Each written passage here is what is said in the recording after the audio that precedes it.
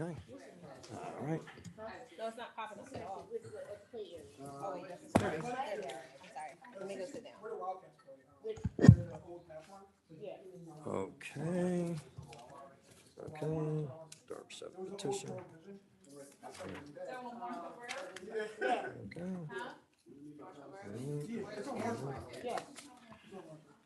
Okay. Good evening, Upper Darby. All right. This is a committee meeting, May 4th, 2022. Could we please stand for pledge allegiance?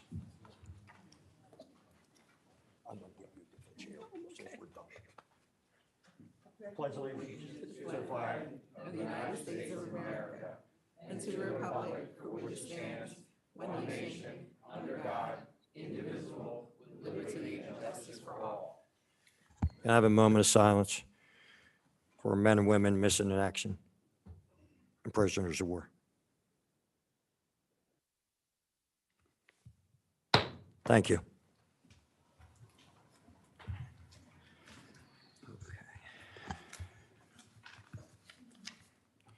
Secretary Billups, can I have a roll call, please? Yes.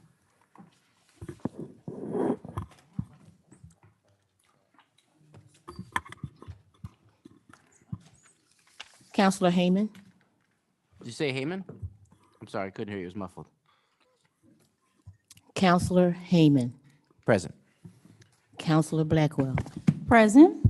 Counselor Andrewsko, Present. Counselor Sadiq, Present. Counselor Faralia, Present. Counselor Sadiq. I'm sorry. Please forgive me. Counselor Silva, Here. Counselor President Burke, Here. Counselor Billups is here. Counselor Wagner, Present. Counselor Tunis, Present. Vice President Wentz, Here. and we have Officer Bateman. We have Solicitor Courtney Richardson. We have CAO Rangione. We have the wonderful Alexis. And the mayor is here via Zoom. And is someone? Okay, and that's it. Thank you. All right, thank you, President. Thank you, Secretary Billups. Rules of meeting decorum. Upper Darby residents have the opportunity to speak for 3 minutes. Residents are prohibited from making threats, using profanity, or acting in a manner that would impede or prevent the conduct of business of the meeting. Public forum shall not exceed 30 minutes. So, Secretary Billups will move to public forum.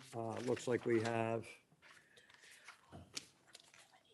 9, 9 speakers, and we can go from there. Thank you. yes. First, we have Dr. John Taylor. Good evening. Good evening. Before I Please state start- your name and I'm your. sorry, Yeah. Dr. thank John you. Taylor, 7121 Guilford Road. And before you start recording, I got a question. How many landlords are able to charge you for one place of residence? Just got a question. How many? It should be one, right? Right? One landlord? Good, all right. So I'm at the right place. Apparently, I have 2 landlords asking me for 2 rents, okay? And I'm renting from the mayor and her husband, so I don't understand this. So I'm here to try to make sense of it all because the guy threatened to evict me, and I try to call on Monday to make a payment, and today I get a threatening situation that I'm gonna evict you. So I'm trying to figure this out. So I figure I'm gonna come and ask you guys, what's that all about? I'm a veteran who served with a handicap placard in front of my house, and you wanna tell me because I'm saying to you, I'm not gonna pay you, I'm gonna pay the mayor and her husband. And I'm trying to reach out to the mayor and her husband since May 1st, and it's May 4th today, and I haven't heard anything, but I did get threatened. So I don't know why the landlords of this day and age now, at this particular moment, feel the need or the urge to threaten people. But I want you guys to know how I feel about it. Because I'm raising a son by myself, and I don't need that type of pressure. So I want someone who can answer that question. How can you have two landlords with two different rent options? Who do you pay? I'm sorry? Who do you pay? I was supposed to be paying the mayor and her husband. I was hoping she was here tonight. I'm sorry? It's a public forum, and Dr. John Taylor, we'll get the situation to L&I and find out, who actually are the owners of the house and whether it's, Well, I did find that out, and that was my next question. or if it's under an LLC or whatever, sir. My next question is, can you rent as a rent to anybody if you don't have a renter's license or if it expired? I just got that question. I'll take that to L&I. All right. Thank you. Thank you.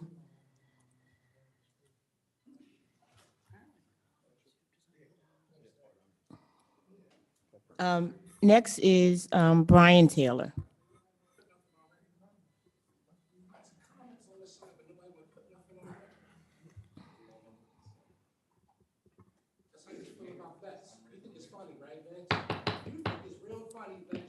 Mr. Bly, please.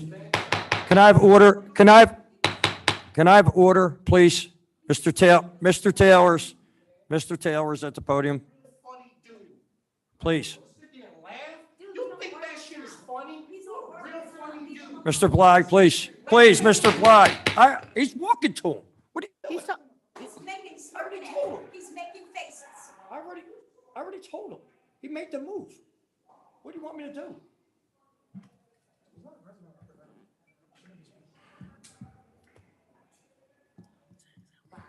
Mr. Taylor, whenever you're ready. For the timekeeper, can you please let me know when we're at the 1:30 mark and the 30-second mark, please? I'll raise my name, Mr. Taylor. Thank you. Is that okay? Yeah.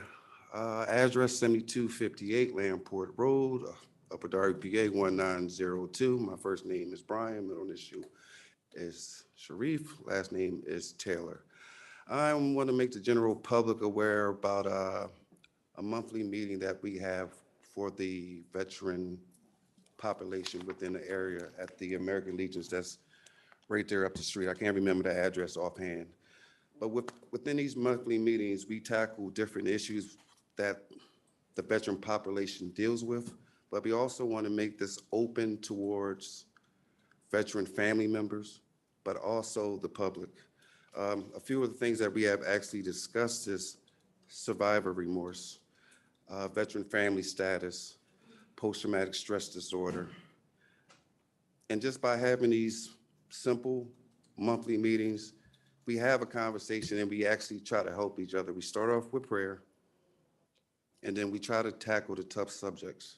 I want to actually invite each and every council member, if you have time, for our next one, I'll let you know about it, to actually sit down and have a conversation. Because that's the one thing that I keep pushing towards people. Yes, we can fight and argue all we want, but if we don't find a way to sit down and actually take care of the problem, it won't be solved. And as being actually the founder of Taylor Mays Vets, our goal is to uplift each other. And that's why not only do we do things within the veteran community, but we try to do things within our own community. We're at 1:30. Quick question. What is the SOP dealing with an immobilized vehicle due to fire? Because there was a school bus that was lit on fire between the Upper Darby and Lansdowne area, and it was very dangerous because there was tons of oil that had been spilled. Can someone answer that for me, please? Yes, I believe Saturday afternoon, 911 non-emergency was called. Mr. Tunis, you were on the text also. And Lansdowne and Upper Darby, Cardington responded to it. I didn't ask for any other reports. I do know that Mr. Tunis and myself were on that text, and we referred them to call 911 non-emergency. Okay. And it's called, thank you. Okay. My next question is dealing with kind of traffic calming. I'm around the area in between Marshall and Grace Road within your area. I always notice that there's always been difficulty with people turning there or just with traffic or just with children coming within the area. Is there any way that we can actually have a speed bump or something there to slow things down a bit? Because we, even in the past, we have children that unfortunately have been hit by cars. What is, Mr. I'm sorry, but what is the procedure to Yeah, actually get a speed we'll bump? put that on the list for Mike Galante on his list and the mayor's list of ongoing speed humps. Oh, can I say one more thing? Yeah. This weekend is Mother's Day, and to Sorry. each and every individual mother out there, I want to say that we love you. We would not be anything unless you gave birth to us.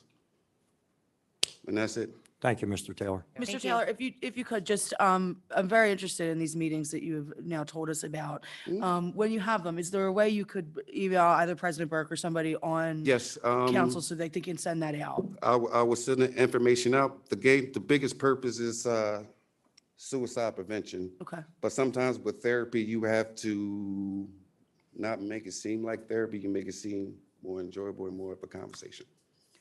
And I 100% agree with you. I just want to make sure we all know when it is and. We usually have it on the 26th of each month, but we try to have it on a Tuesday between 4:30 to 6:30. We pick topics and we'll put the information up. Thank you, Mr. Taylor. All right. Thank you. Yes. Will you be joining us? Next is Miss Olivia Taylor.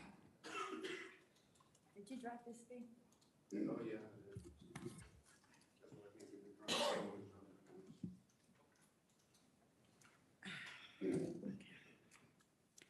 Olivia Taylor, 204 Kent. First, let me start by Bert. He was sitting here smirking at John, telling what he's going through, and I found it very offensive. Rich knew he talked out of turn, so that's why he got up and left. But this needs to be addressed. I spoke on this many a times, and it needs to stop. Case in point, when a couple meetings back, this sun is in my eyes, he sat here and smirked at another lady that was at the podium. It has to stop. And I want to address Tunis that, you know, the last meeting when you sat in here and tried to play the victim, when I called you out on all your blackness and you tried to play the victim, you are the only one in this council who has said anything about race.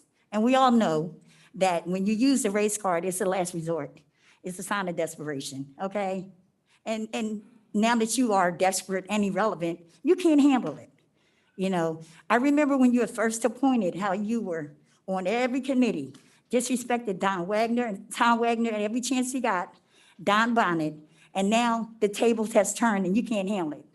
Okay, I'm not gonna waste any more time on you. Oh, one more thing, that truck, I'm sorry, that school bus sat in there, it burned Friday. It didn't get taken care of till Monday, okay? And it wasn't until Joe Clark posted it and Rich Block went live. You didn't do anything, but yet you sit up here with your chest poked out like you do so much. And by the way, when you look at that, you see the truck sitting there spilling oil and gas everywhere. You let the store close, but the methadone clinic is still open. Why is that? Why is that? I thought you wouldn't have anything to say. My next comment is, what's the situation with Sadiq, President Burke? Have you addressed this?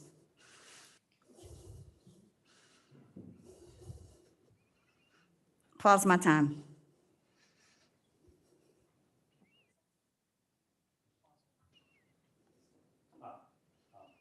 No comment. Excuse me? Excuse me? No comment? What do you mean, no comment? You're president of this council, and I'm a resident, and I deserve an answer. This is public forum. I am. I'm talking to you. I know. I'm asking you for a question. I'm asking you for an answer.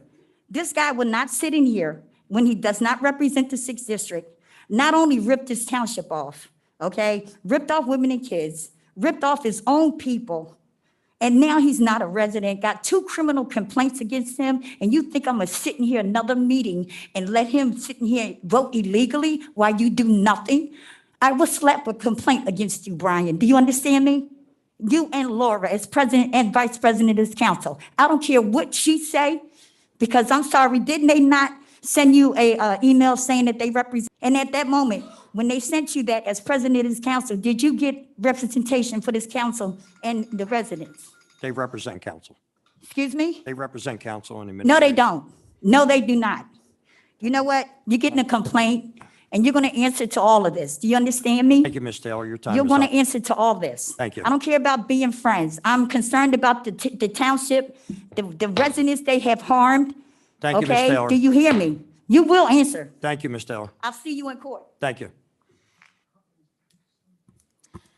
Thank you. Next is Rhea Fag, I'm sorry. Oh, that sun is intense. Okay, good evening, everyone. My name is Rhea Fag, 7022 Ruskin Lane. Tonight, I am here about the corner of Ruskin Lane and Timberlake Road. There is an X on the corner, which makes the space appear to be a restricted parking space. However, as a resident of over 20 years to this area, I know that the X was originally there for a fire hydrant. The hydrant has been relocated to the opposite side of the street. There was also a place for a disabled resident, but he has passed, and he's been passed for almost 4 years. Yeah. Residents are receiving tickets for parking in this area. I am here for 2 things: to explore whether this spot is indeed restricted. If it is not, please have the X removed and have all tickets for that spot taken away. In addition to this request, is there a way to modernize the procedure to dispute a ticket, which is cumbersome and a burden currently? A resident must wait until a ticket is delinquent, causing additional fees added to the original amount of the ticket, then be served a summons to appear in court to dispute the violation. This is costly and tedious to the residents, as well as an antiquated method to resolve a problem. Thank you for your time this evening. Thank you. Thank you. Timberlake and what? Excuse me, right? Was that reported to the request line? Because Officer Bateman's here tonight, and we can get that, you can get that information to Officer Bateman. He can take a look at the X and everything. I don't want to put my coworkers in jeopardy, so I'm going to say no. Okay. It was not. Okay. Timberlake and Officer what? Bateman's in the back. You can give him a little information. He can help us out. Thank you. Can we get Timberlake and what? I'm sorry. Ruskin, thank you. I just missed that. Thank you, Rick. Yeah. Thank you. Next is Bonnie Haller.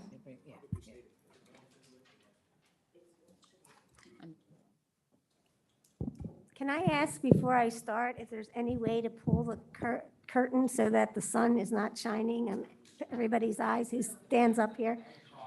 Okay. All right, thank you. It's okay.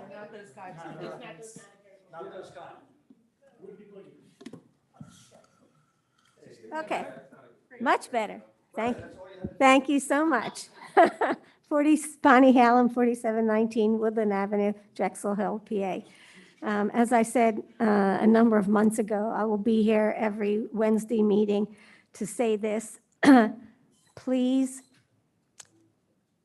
pass the motion to introduce and advertise the ARPA funds. There's no reason. You have the investigation going on. You have the audit going on. There's no reason to hold up those funds. Please pass those funds. In addition, I would like to thank the mayor and the township, the Parks and Recreation Department, Jen Heath, Joe Martin, and all of the crew from the township, the residents of Upper Darby, and the volunteers from Habitat for Humanity who helped us on the weekend of the 23rd and 24th of April to plant over 130 trees in Upper Darby Township. And this is no easy feat, and it's not just about planting trees. And if anybody understands this or doesn't understand this, they should understand this, that by planting 130 trees in Upper Darby and the additional trees that we are planting in Upper Darby, the quality of the air is better, the stormwater management is better, The environment is better for people's peace of mind and wellness. So it just isn't a matter of planting trees. It's a matter of doing a whole lot of things that increase the quality of life for the residents of Upper Darby. And I just want to thank Mayor Keffer and all of the folks in the township who have supported this effort and who will continue to support the efforts of planting trees and greening the Upper Darby environment. Thank you. Thank you, Ms. Hellman, and thank you for all those that worked together with you guys on that. Thank you. Next is Mr. Nate Goodson.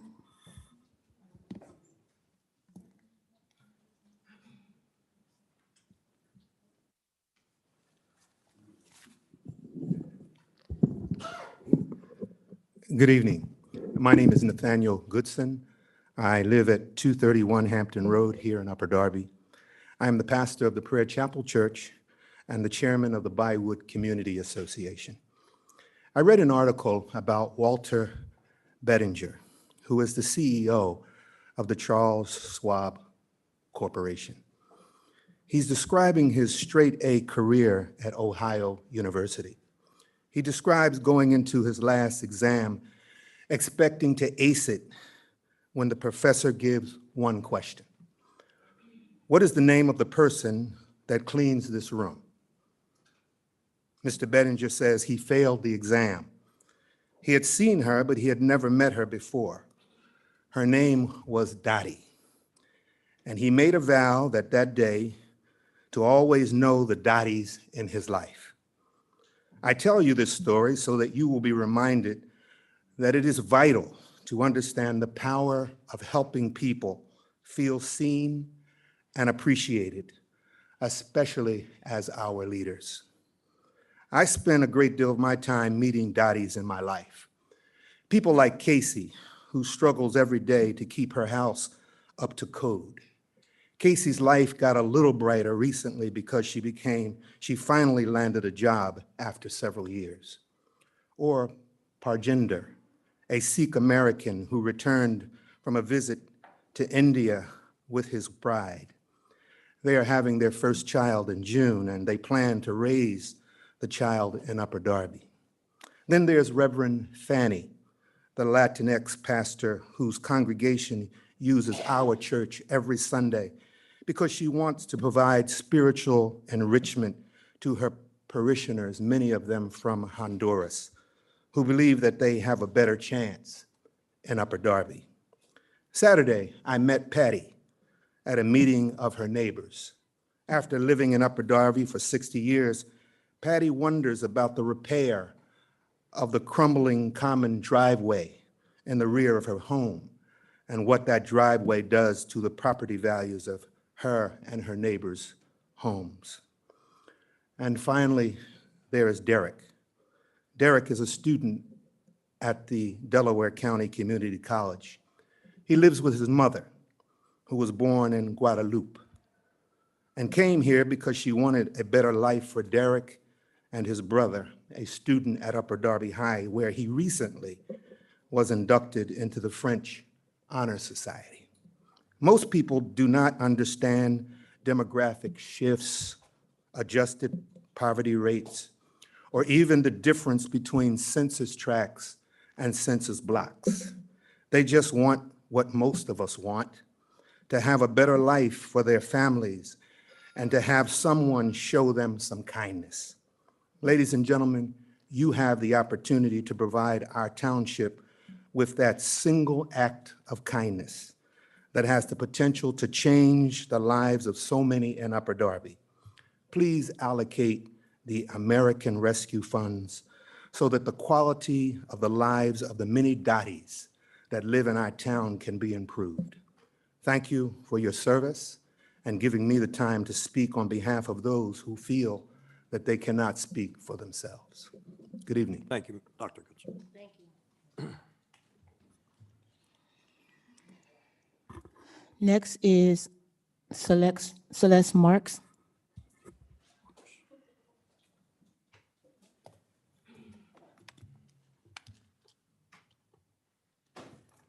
Good evening, everyone. My name is Celestine Marks, and I live 7018 Ruskin Lane.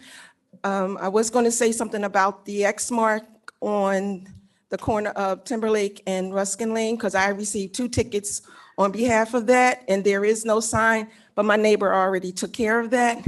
My other concern is I came from West Philadelphia, but I've been living out here for a long time. And I'm a retired school teacher, and I also worked with recreation. Me, my children, all of my kids went to college, graduates, myself too. I have a bachelor's degree in urban ministry leadership. I believe that our children need something to do. But what I see out here, and I get emotional when I talk about young people because it means a lot to me, to see them all out here and not having anything to do. I don't know anything about the programs out here. I'm used to Philadelphia. I still go back to West Philadelphia to do many things. I was always involved with a lot of the politicians over there, but I want to get involved over here, you know, because I see a lot of young people who are not doing anything. My son also have his own basketball program, and the support he don't get, you know, and I'm concerned about that too, because we have to utilize our own vehicles to take children to travel to play a sport.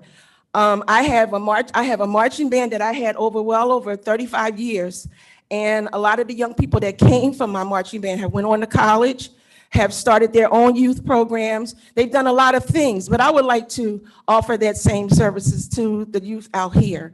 You know, I don't know what else to say, but like I said, I get very emotional when it comes to, we're losing a lot of our young people to gun violence, and as someone said, suicide. I have a big concern about that, because that's how my husband took his life, okay? And I had to deal with my 3 oldest. I have an older daughter who is, she'll be 49. I have one that's 47, 46, and I was married. I have one that's 42, that's the one who had the sports program, and then I have another one, my other son, who is 40. So, you know, and I have grandchildren who are involved, because I make sure I stay on them to stay involved, especially with school, college, and whatever their calling is. So my concern, again, is the same thing that I did with my own children and the children over in West Philly. I would love to do the same thing out here with a lot of the youth out here, because it's just too many out here that be on our block that's in droves, and they're not doing anything. You know, they're on our steps, and I don't tell them to get off my steps. I talk to them kindly, because if you talk nice to them, they'll give it back to you, but they're not used to that hearing it from me, you know, and I don't want to see another child lost in the streets. I have had kids in my program who've been lost, by gun violence. Their lives been taken by gun violence. I don't want to see that out here. That's going on in Philadelphia. Thank you.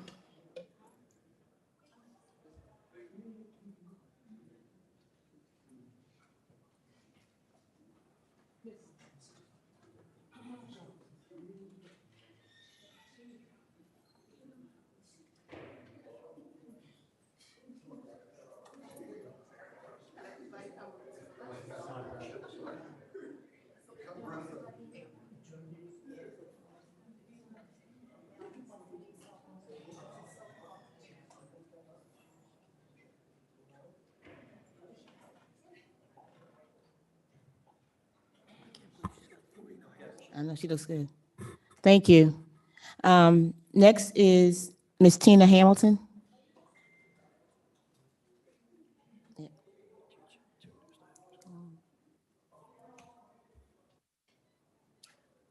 Good evening, everybody.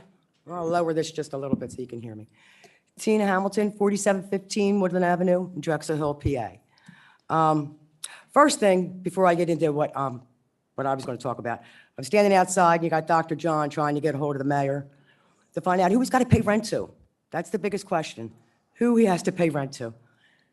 From what I understand, Vince, you laughed pretty much in their face, so they're pretty offended by that. So, but that's all the question is, who do I pay?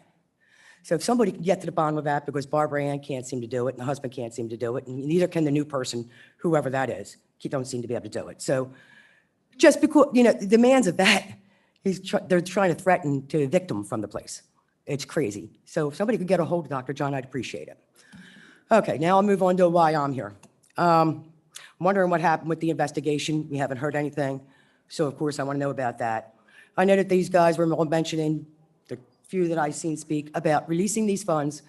I don't agree with releasing the funds, and I hope you can't until you know what happened to the funds to begin with. So people don't realize that that's the only reason it's locked up is because there's an investigation, and that's fine. There's an investigation. Let's deal with the investigation. The funds are still there. They're not being touched while the investigation goes on. I don't think the public understands that our lives still go on without those funds. You know, they think that that's going to be the grand savior. It's not. Things are still going on in this community without those funds. So now that I got that cleared up and it's on record and people can see it and they'll understand it, these funds are for more new things that are out there, not everyday living that is the responsibility of this council and the mayor. So people don't realize that. This Saturday, Recovery Without Barriers and Andy Forever is having an event at the cemetery. It's drug and alcohol. I can get people into the treatment and so on. And it's going to be a memorial walk and a balloon release for those that have been lost. Yes. Arlington Cemetery. It's 11 to 3. Pray for no rain. That's our biggest worry is the rain. So Andy Forever has been doing this for I think it's like third year maybe. So we joined in this time around. So got a lot of good resources. You know, we have this thing shutting down with the county, and I don't know if everybody's aware, especially you with your event next week, there is no mental health for anybody throughout this county. There is none. We have no crisis unit.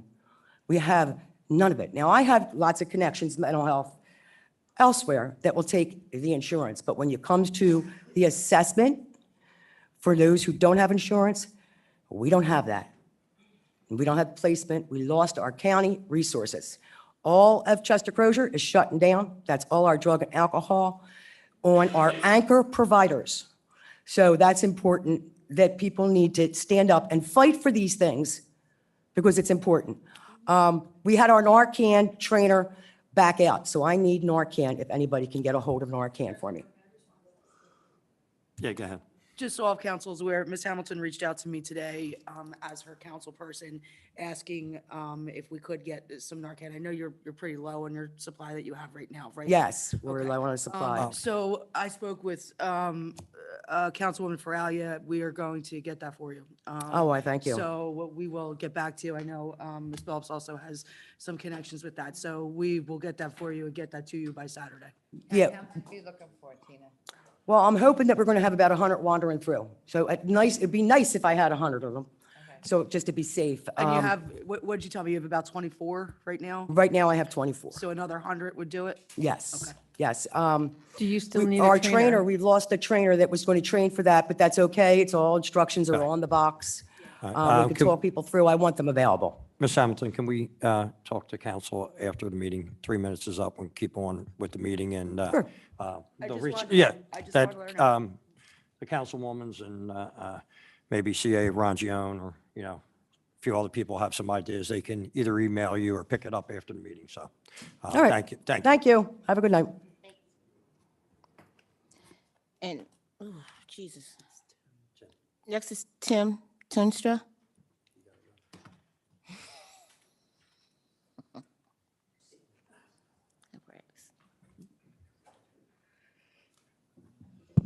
Tim Toonstra, 610 Foss Avenue. I just want to make a comment for the record. At the last Township Council meeting, we heard a summary of an audit that was done. I was shocked by the content, and I'm not sure the extent to which people understood, but the gentleman was pointing out that there was not in place in the procedures that the township must follow to avoid mistakes before they have an effect. Internal procedures that should be going on that are not going on. I found this very disturbing. I found it very surprising. And I also heard mention of something I did not recognize called an SAS 115. And I took note of that relative to the 2019 audit. And I looked it up when I got home. This is also not good news. And while we have had talk about an investigation that seems very important about a supposed missing $6 million, even though the people who claim it's missing, it doesn't seem to be missing. However, this SAS 115 that pointed out that we do not have internal processes to prevent mistakes from happening was from the previous administration. And in fact, in speaking to a gentleman who has dealt with township council's finances, this is a situation that has been going on for decades. So while you fight over whether there's going to be an investigation or an audit, perhaps what you really ought to do is get together and cooperate on correcting the problems that are here.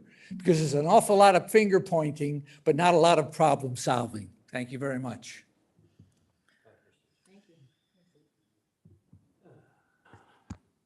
Thank you, Secretary Phillips.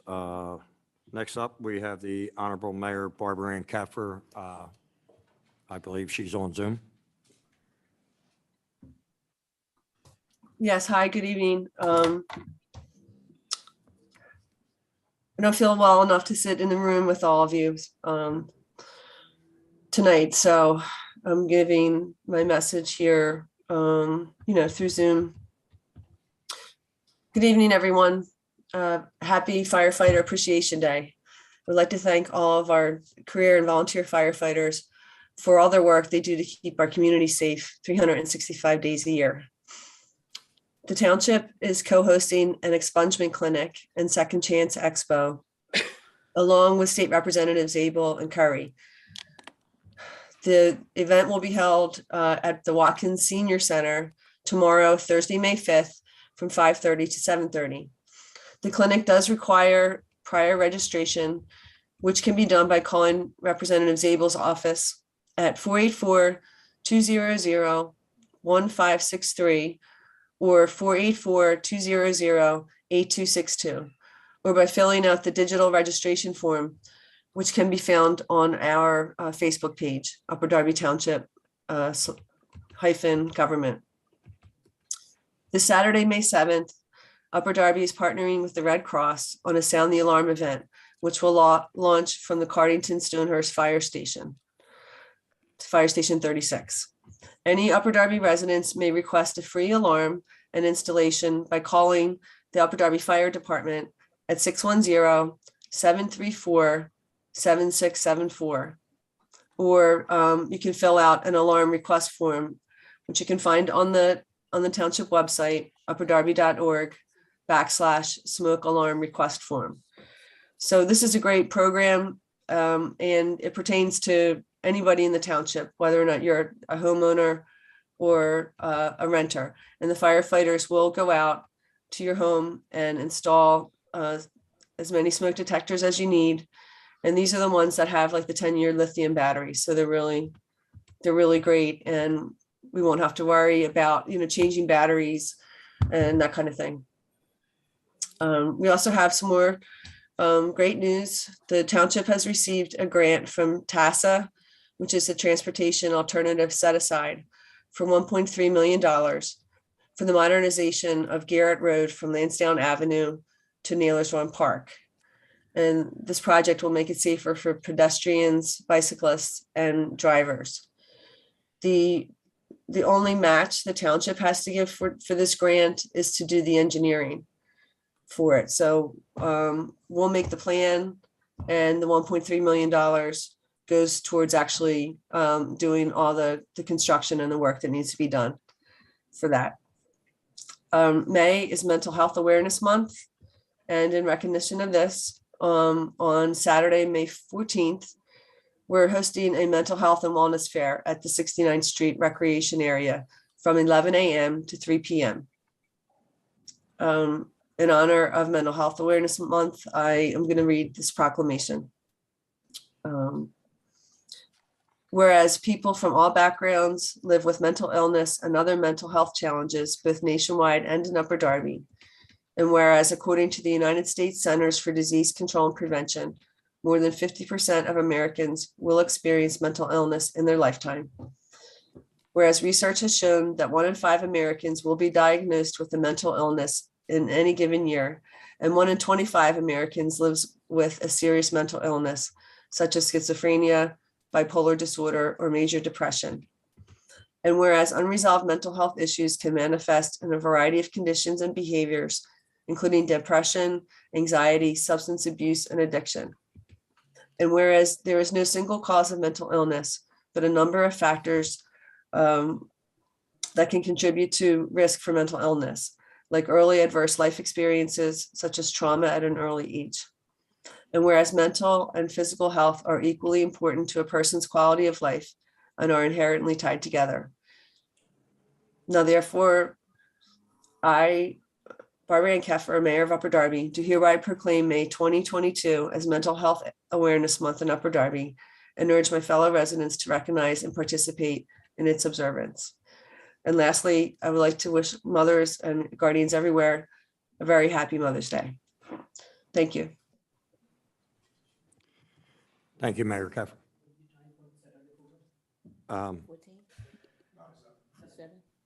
The fire alarm program at Station 36 Cardington, what time was that Saturday? I'm pretty sure it's 9. Let me look on the thing again.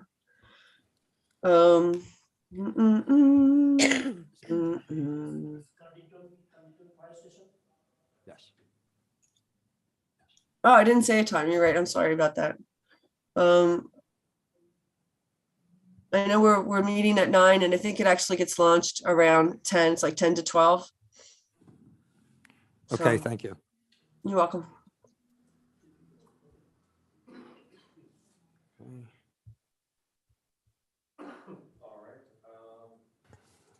Next up is my report. One, I would like to, as Mayor Keffer said, this weekend is Mother's Day. Happy Mother's Day to all the mothers and out there. Second, I would like to thank the township and the tree tenders of all the trees that they planted in the last couple of weekends. And to let everybody know, we had an executive session today, and that's what's it? Litigation. So we'll move forward on the committee report of finance and appropriations. And that'll be Chairwoman Vice President Wentz. Great, thank you. So the Finance Committee has met a couple times this week. We did come up with an amendment for Ordinance 3111. However, we found out during executive session that because we were dealing with the union employees of the township in our amendment, that the Labor Council of the township would like to look into it. So they've asked us to hold on it. So out of respect, we are holding on it on the amendment. We are also, as far as the Finance Committee is concerned, we are looking to make some allocations of the ARPA funds, not all at once. We're looking for specific information. We would like to look into doing it in different, in multiple different ordinances.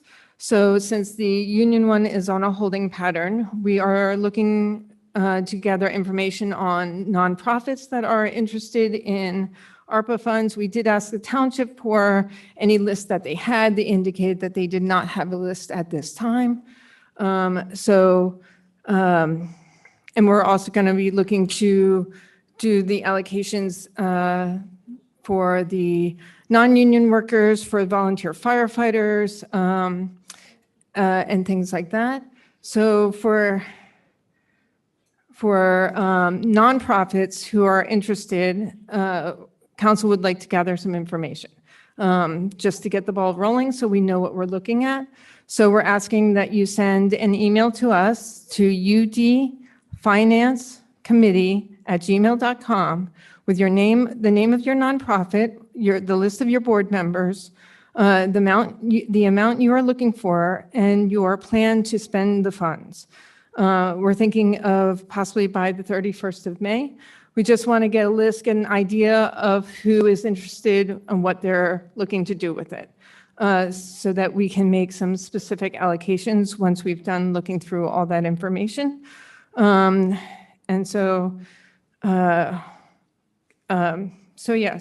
we are looking to make allocations, but we're not willing, the Finance Committee is not willing to make the complete remaining 14 million plus allocation all at once.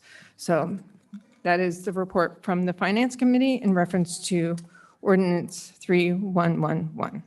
So, does anyone from the Finance Committee like to add to that? Just hold on one second, Vice President Wentz.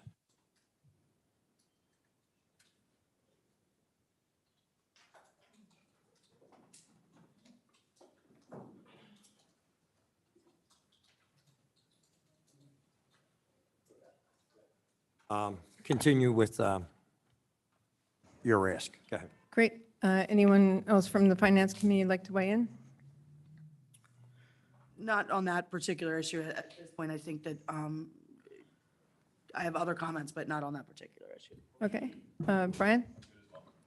So, okay, great. Council. Oh, yes. Does anyone from council have anything? Councilman, I saw Councilman Tunis first, and then Heyman, and then Blackwell. You'd like to speak? Okay. Yes, thank you, Vice President Wentz. So what I'm getting, it seems like what I'm understanding is, and I just want to make myself clear, I think COVID bonus pay and our township workers being taken care of that protected us during the pandemic and it is extremely important. And that's something I would support, and also funding for the community center, as well as the vehicles for first responders, and also the nonprofit funding, as well as gun prevention and all the rest of the items, because it sounds to me that you want to allocate some of the funds, but not all of it, when in the past we were told you weren't going to allocate the funds until you took a certain step. So it just seems really kind of hypocritical to the public that we're just going to allocate it piece by piece and create all this red tape for nonprofits and things like that. When we're allocating the funds, the administration had a plan. We all agreed on the allocation. I think it's important we step up for the community. And if this is the way you all want to do it, President Burke has tasked the Finance Committee, the ARPA funding under the Finance Committee. I would just pose the question to what do you need for the community center to be built? If you're looking at nonprofits and what they need, I actually would like you to list all the stuff you need for the rest of the funds to be allocated. Because it seems like you're saying you need some things from nonprofits, and the tune has changed. At first, it was like, we're not releasing any funds. Now we're releasing partial funds. So I'm just trying to get clarity on what exactly you're doing, because it does not, like, it's hard for me to comprehend. It doesn't make sense what I saw prior to the executive session. So, yes, because of the investigation, we do have concerns that not all the funds are there, even though some people think they are. We think that there might be some missing. So therefore, I don't think there's 14 million missing. I think there's some funds missing. So at this point in time, the Finance Committee felt comfortable with making smaller allocations, starting with our union workers. Basically ideally starting with our union workers, making sure, because they're the majority of our workers. They worked to protect us and keep the township running during the pandemic. So that's why we started there. Then for another ordinance, we want to add in our non-union workers, our volunteer firefighters, and do it by layers.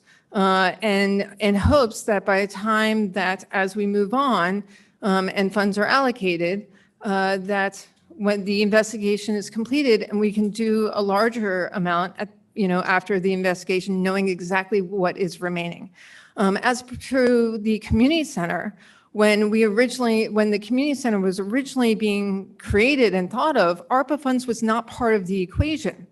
It was actually going to come from the capital budget. And those funds are sitting there waiting to be used. So that is not stopping the community center from running.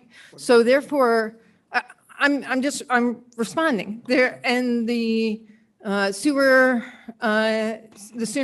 projects, that was originally to be done through the capital budget. Those funds are still there. There's nothing stopping from the capital budget from being used for those purposes. So anyone else? Follow up, President Burke, my question, which was never answered. I just want to ask you one more time on the record. Okay. My question is, what is your plan for allocating the rest of the funds? You're citing the investigation as being the end of it would be in the beginning of allocating in a larger sum. However, the investigation has been lasting 4 months. It seems like just for the public to understand what's going on, right? Or 3 months, whatever. For the public to understand what's going on. You're saying you can't allocate the funds until the investigation is over. I agree that we should get our township employees and union workers this COVID bonus pay and release the funding for the community center and the gun prevention program and the township vehicles that our first responders need and our open space. So I'm not arguing whether or not this money is here or the funding is already there for that. My question is, what's the holdup? I can, Mr. Tunis, I can tell you what I would have replied to that as a member of the Finance Committee. We're not there yet. That's all. I'm not going to tell you what the holdup is. You may not like this answer, but the fact is that when we initially looked at the ARPA funds, the community center was not on there. So frankly, I will tell you, it's not on my top priority right now, right? Makes sense. So that's my answer for you about that. In terms of allocating the funds, I think you and I have also talked about this. I don't think I'm changing my tune in the sense that I've always said I want to allocate the funds. I think it's going to be great for the township. But my concern is that I do believe I'm concerned about the financial decisions that have been made in this township. And I'm also concerned that there was some mishandling. And now, again, we've talked about this. So the reason that I'm in support of allocating the funds this way is because I feel that we know exactly what's coming out and exactly who it's going to. And again, you and I could disagree on that, but that's where I'm coming from with it. And I do think right now, the most important thing is to pay our township workers who, as we've all said, worked so hard during COVID, right? So again, you may not like my answer, but that's where I'm coming from. Sure, go ahead. Yeah, and Councilwoman Wagner, you and I have gotten to know each other. I have a lot of respect for you. I would never think Councilwoman Wentz was speaking for you. I totally understand your position on. I don't think I was not suggesting that. I just wanted to tell you where I think we're coming from, but that's at least where I'm coming from. Yeah, so the community center has been a highlight of what everyone's been saying, but we have to remember, and the township vehicles, and the gun prevention money, and open space. And our displaced homeless population, like all those things were on there when we originally agreed to the allocation. And then when the community center was added, no one said remove it. We just moved forward. So to me, I understand your point. And like you said, we may not agree. I'm just trying to get clarity on what's going on here because it seems like a lot of tune is changing. Mr. Hammond's next, and then direct to the chairwoman, please. But Mr. Hammond, you are correct, and I let Councilwoman Wagner jump. So, in part as a follow-up to Councilman Tunis's questions, I want to reiterate also, our township employees suffered. Township employees got sick severely. In some cases, had severe cases of COVID-19. I think it's critical that we allocate funds to help them. At our Monday night public safety meeting, without jumping ahead, President Burks hypothesized that we could spend some portion of the ARP funding with sort of an open-ended discussion, $500,000 or $1 million. I told you, President Burke, and I'll reiterate here tonight that, if I can or we can as a group agree to appropriate some of the funding, I'll do that. I advise that you appropriate all of the funding because all of these things are important. I think Councilman Tunis made a good enough point, and I think I've said in the past my concerns and why I think this is quite frankly disingenuous. But what I want to know, and again, it's sort of a follow-up to Councilman Tunis's question, how much is enough? I mean, what the proposed ordinance amendment that we received in the email last night, you know, I appropriated, I think, $2.1 million. Vice President Burke said $500,000 or maybe $1 million. How much is enough? Would you say $2 million, Vice President Wentz? I like to be very specific about how it's being allocated. Would you- I'm would you not say into the 3 million? generalization. But again, you came to the conclusion that you were so concerned about the finances in this township that we can't appropriate 14 point whatever it is $million we've got sitting in the bank right now, but we can appropriate some of the funding. So how much some of the funding, what percentage of the funding are we comfortable as a group appropriating right now? Because I'll sign on to that tonight. Would you say $3 million? That's not how I'm looking at it. But then how did you come to the calculation that this specific allocation and this specific number? Is it okay for me to make a motion? Well, how did the group then? I'm asking the group. This is open-ended. I can tell you, I don't think it's about money. I don't think it's about the money. I don't think it's about money either. That's my President problem, Burke. It's not Councilwoman about how Wagner. much money we can allocate. That's It's right. more- What could it be about? Excuse me. I'm just asking the question because, again, we understand this to be a priority. We're so concerned about our township that we can't spend over $14 million we have in the bank. That's been proven on many occasions, including by our treasurer who said it at the last meeting again. But we're not so concerned that we can spend the $2 million. It's important. I think we should spend the money. I'm on board. You got my vote. I'll make the motion if you let me. I just But asked the to make a remaining motion. things are important. Point of order, please. Point of order, because we're getting off Listen, track. listen, we're way off track here, and I believe Councilman Hammond, I believe what you're saying, and I think we've all heard what you said, and maybe just not happy with the answer that Vice President I Wentz don't gave have an you. answer. I'm just Point of order. Thank you, thank you. So the answer is that the Finance Committee, if I understand, is not ready. They came to a conclusion. We had a great meeting Monday on the public safety. We had a decent, good meeting on the Finance Committee. Try to do something. We're going to go back to the table. Everybody on the committee and the people at this table here, I said before we started, we're going to go back to the table. We are going back to the table. We need to move on. And I'm going to make a motion to table this ordinance right now.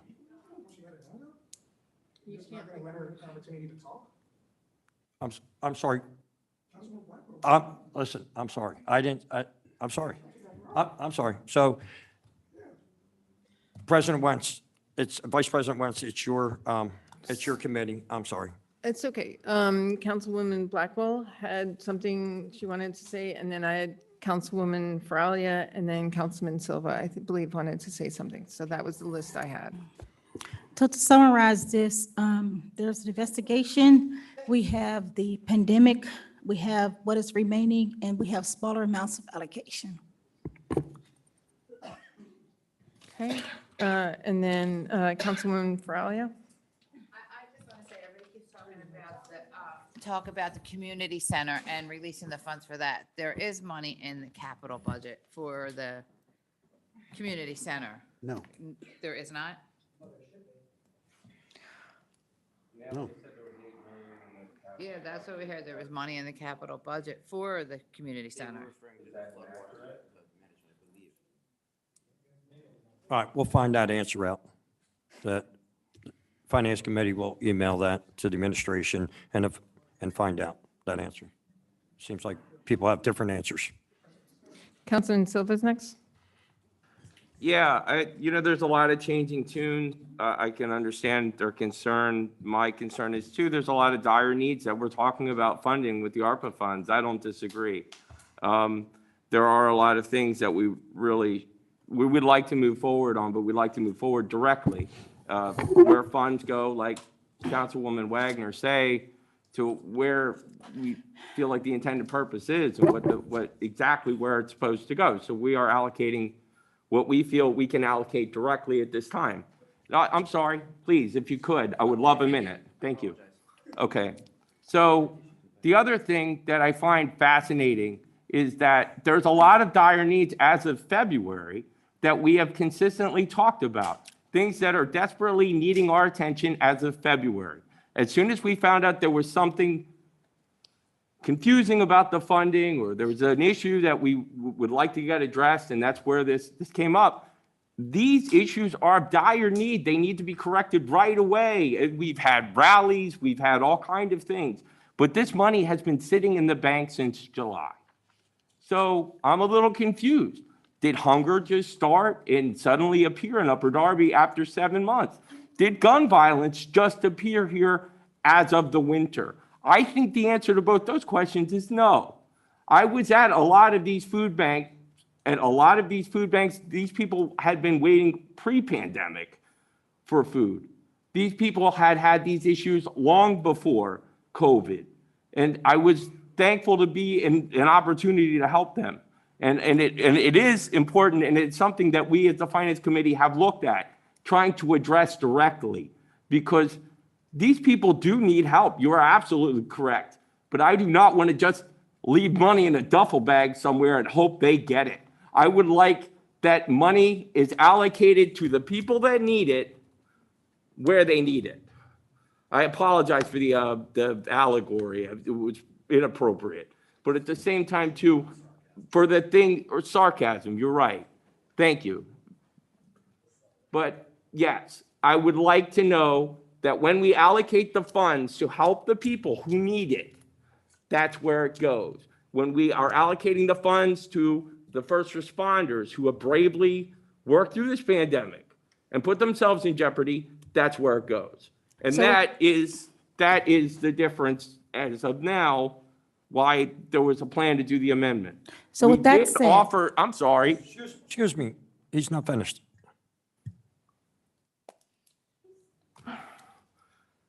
That's why when they asked us for legal reasons to hold off, we're willing to do that to make sure that things go okay. Or we don't want to put anyone in jeopardy, which we were more than polite about doing. At the same time, now to badger us, how much is enough? I mean, I wonder if 14.8 million is enough for you to stop. Yes. Doesn't seem like it is. I am done now, you can call. Vice President, Wentz, you have the floor. Okay. Are there anyone who hasn't already spoken on this issue that would like to speak on this issue? I spoke, but I didn't get it finished because I was coughing. I was literally coughing. gagging. I'm sorry, I thought you had finished. Please continue, Ms. Blackwell. So with what he just stated, Councilman Silva, I think that we should allocate some of the funds or agree to talk with some of the funds based on what's going on now, so we can make an emotion to do that. No, not tonight. I think we, not tonight, we will not. Or, that's my opinion, I'm sorry. So we're not going to allocate any of the funds at all? 1 million to the police department? On record, 1 million to the police department so that they can do what they need to do to get done? Take care of that, please. Sure. Thank you, Counselor Burke. Just for clarification, there was a discussion, I don't know, Counselor Blackwell, if you heard it, that there was some concerns about the ordinance and how it would affect the negotiations with the unions. And so that's why, that was the discussion that was had, and that's where we are now. So that's why the Finance Committee has decided not to go forward with the amendment at this time. And So we're not actually- supporting the police department at this time? No, the amendment included all 4 unions of our township. Okay, that's what the amendment included. We were asked to have a hold, so we're holding. So that the public understands. Excuse me, Solicitor Richardson has the floor, please. So just to clarify, I'm sorry, Counselor Blackwell, if I was not clear, this is pending a legal review from our Labor Council. So I hope that might clear that up for you, why this is not moving forward. Okay. Thank you, Solicitor And Richardson. I actually do want to clarify, I did say that we do plan on bringing future ordinances to the table on spending ARPA funds at specific allocations. I did remiss on mentioning that crime prevention is on that list, and getting clarification on what what the expenditures are and how much it is what one of the things that we're working on getting for the next version of the ordinance. So I'm sorry, I forgot to include that in my list of things that we were looking into for the next version of the ordinance. So just wanted to clarify that. Thank you. I think Councilman Andruska had something to say. Yeah, just at this Go point, ahead. are we able to make a motion to table this? Well, it's not actually on the table.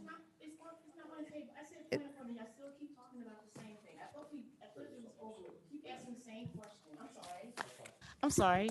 You guys keep asking the same question over and over again. You know, everybody made a motion. We understand that it's done. We cannot talk about it any further. You know, we know that it's a legal issue. The labor lawyer is going to look at it. We're going to get back to us. Can we move on? That's my question. Can we move on? So for clarification, Counselor Phillips, thank you. It is actually listed on the agenda, so the best practice would be to table it. Okay, then let's table it. Okay, so can we get a motion to table? I'm making a motion to table it. 3111? 3111. And I second it. You make the motion, I second it. Okay, so we have a motion to table 311. We have a first and a second, 3111. 3111. Need to do a roll call? I'm ready. Yes. We should do roll call. Roll call. First of the night. Can I get a point of order? There's actually the agenda says the discussion, introduction of ordinance 3111. It doesn't discuss the amendment. The amendment might be, isn't on the agenda. Counselor Heyman is correct. Counselor Burke. So I'd like to make a motion to introduce ordinance number 311. And I'll second it. Didn't they say they were making a motion to table the ordinance, not the amended? Table the ordinance? amended report that didn't have No, accurate numbers on it. no, we were not. The motion was to table 311. One. The one that's on here, the one that's on discussion to introduction. That's what the motion is, to table what is on the agenda. Whatever else was talked about is not on the agenda. So that was the discussion of the Finance Committee. So the motion on the floor is to table the agenda 3111 that's on the agenda. That's what we're going to vote on.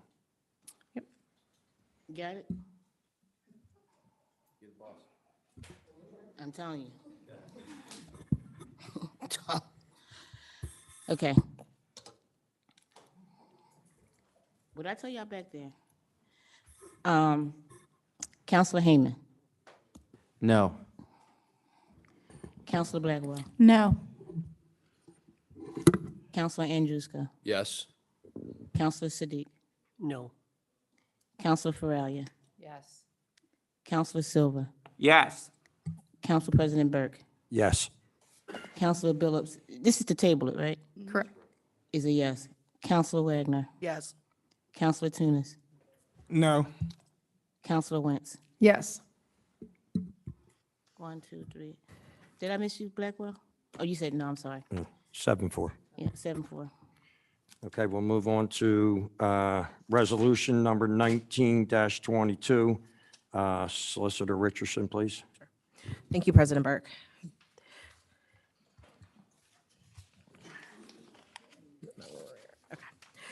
Counselors, in front of you is a resolution of Upper Darby Township, Delaware County, Pennsylvania, approving the memorandum of agreement to the collective bargaining unit agreement between the Transport Workers Union Local 234 and the township, extending the agreement to December 31st, 2024. Counselors, as you know, the township is served by diligent professional employees comprising the Transport Workers Union Local 234. The township has benefited from years of dedicated service from the union and has successfully concluded negotiations of memorandum agreement to the collective bargaining agreement, extending the CBA by 1 year to December 31st, 2024. Council, as you do know, council is required to approve all collective bargaining agreements, and council finds that it is in the township's best interest to approve the CBA. Now therefore be it resolved by the Upper Darby Township Council that Section 1, Upper Darby Township Council approves a collective bargaining agreement with the Transport Workers Union Local 234 per Section 7-9D of the Administrative Code. Section 2, the mayor is hereby authorized to execute the collective bargaining agreement with Transport Workers Union Local 234. There's a inconsistency clause, a severability clause, and this shall become effective immediately. So ends the reading. I'd like to make a motion to approve Resolution I'll second that. 1922. I'll second that. First from Vice President Wentz and second by Councilman Hayman. We have a first and second. Can I get a roll call? Did you want to have discussion before we? Motion to approve. Any questions? Oh, I'm sorry. Any questions? Sorry, I was going to ask if we have to vote by roll call, or since it's a resolution. we can Okay, just- it's a resolution. All in favor? No. Nobody asked for a vote, so we'll, all in favor? Aye. Any nays? Sounds like 11-0. Thank you, Councilman Tunis. Next up, we have resolution number 20-22. Solicitor Richardson, please. Thank you, President Burke. Council, in front of you, you have resolution of Upper Darby Township, Delaware County, approving the memorandum agreement to the collective bargaining agreement between the International Association of Firefighters Local 2493 and the township, extending the agreement beginning from January 1st, 2021 through December 31st, 2025. Council, as you know, that the township is served by diligent and professional employees comprising the International Association of Firefighters, Local 2493. The township has benefited from years of dedicated service from the IAFF and has successfully concluded negotiations of a memorandum agreement to the collective bargaining agreement beginning January 1st, 2021 through December 31st, 2025. Council, as you know, you are required to approve all collective bargaining agreements, and council finds that it is in the township's best interest to approve the CBA. Now therefore be it resolved that the Upper Darby Township Council, Section 1, council approves the collective bargaining unit with International Association of Firefighters, Local 2493 per Section 7-9D of the Administrative Code. Section 2 provides that the mayor is hereby authorized to execute the collective bargaining agreement with International Association of Firefighters, Local 2493.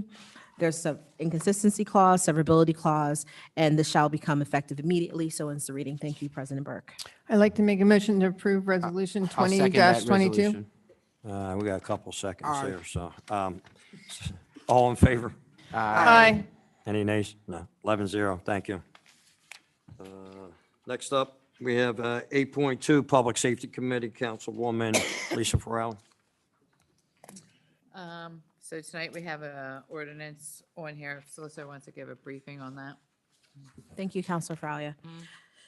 Counselor, this is the amending Section 7 Fire Safety Inspections of Ordinance 3103, repealing all ordinances and parts of ordinance inconsistent herewith, providing a severability clause and providing an effective date. Let's see. Now therefore it is hereby ordained and enacted by the Upper Darby Township Council as follows. Section 7, Fire Safety Inspections of Ordinance 3103 is hereby amended as follows. These fees are for the fire safety inspections in accordance with Chapter 7 of the Upper Darby Township Property Maintenance Code. A, the fee for inspections of a commercial property of less than 1,000 square feet shall be $150. The fee for inspections of a commercial property of 1,000 square feet or more, but less than 2,001 square feet shall be $250. Section C, the fee for the inspection of a commercial property of 2,001 square feet or more shall be $250 for the first 2,000 square feet, an additional $25 for each additional 5,000 square feet. There's a repealer clause, a severability clause, and it shall take effect immediately upon its legal enactment. So ends the reading, President Burke. Thank you. Thank you, Solicitor Richardson. Do we have any questions from the committee? Any from council? This is a public hearing. Do we have anybody from? Isn't this a motion I'm to sorry, I'm sorry, advertise? I'm sorry, I'd my like to make the motion to advertise, Motion to introduce. We have a motion to adopt. I'll make the motion. Motion to, I already made the motion to Um, introduce and adopt. Okay. And I second it. Hold on. It is a public hearing. No? Oh, public hearing. I know. First time. Well, they said, because on the paper, it says motion to adopt. Yeah, okay. Yeah, so. Can I so- make that motion to adopt? Oh, Sure, my so, bad. anybody from the public have anything to, Yeah, you have to open the public hearing. we'd like to open the public, for a public hearing on this? Yeah, but that's. I,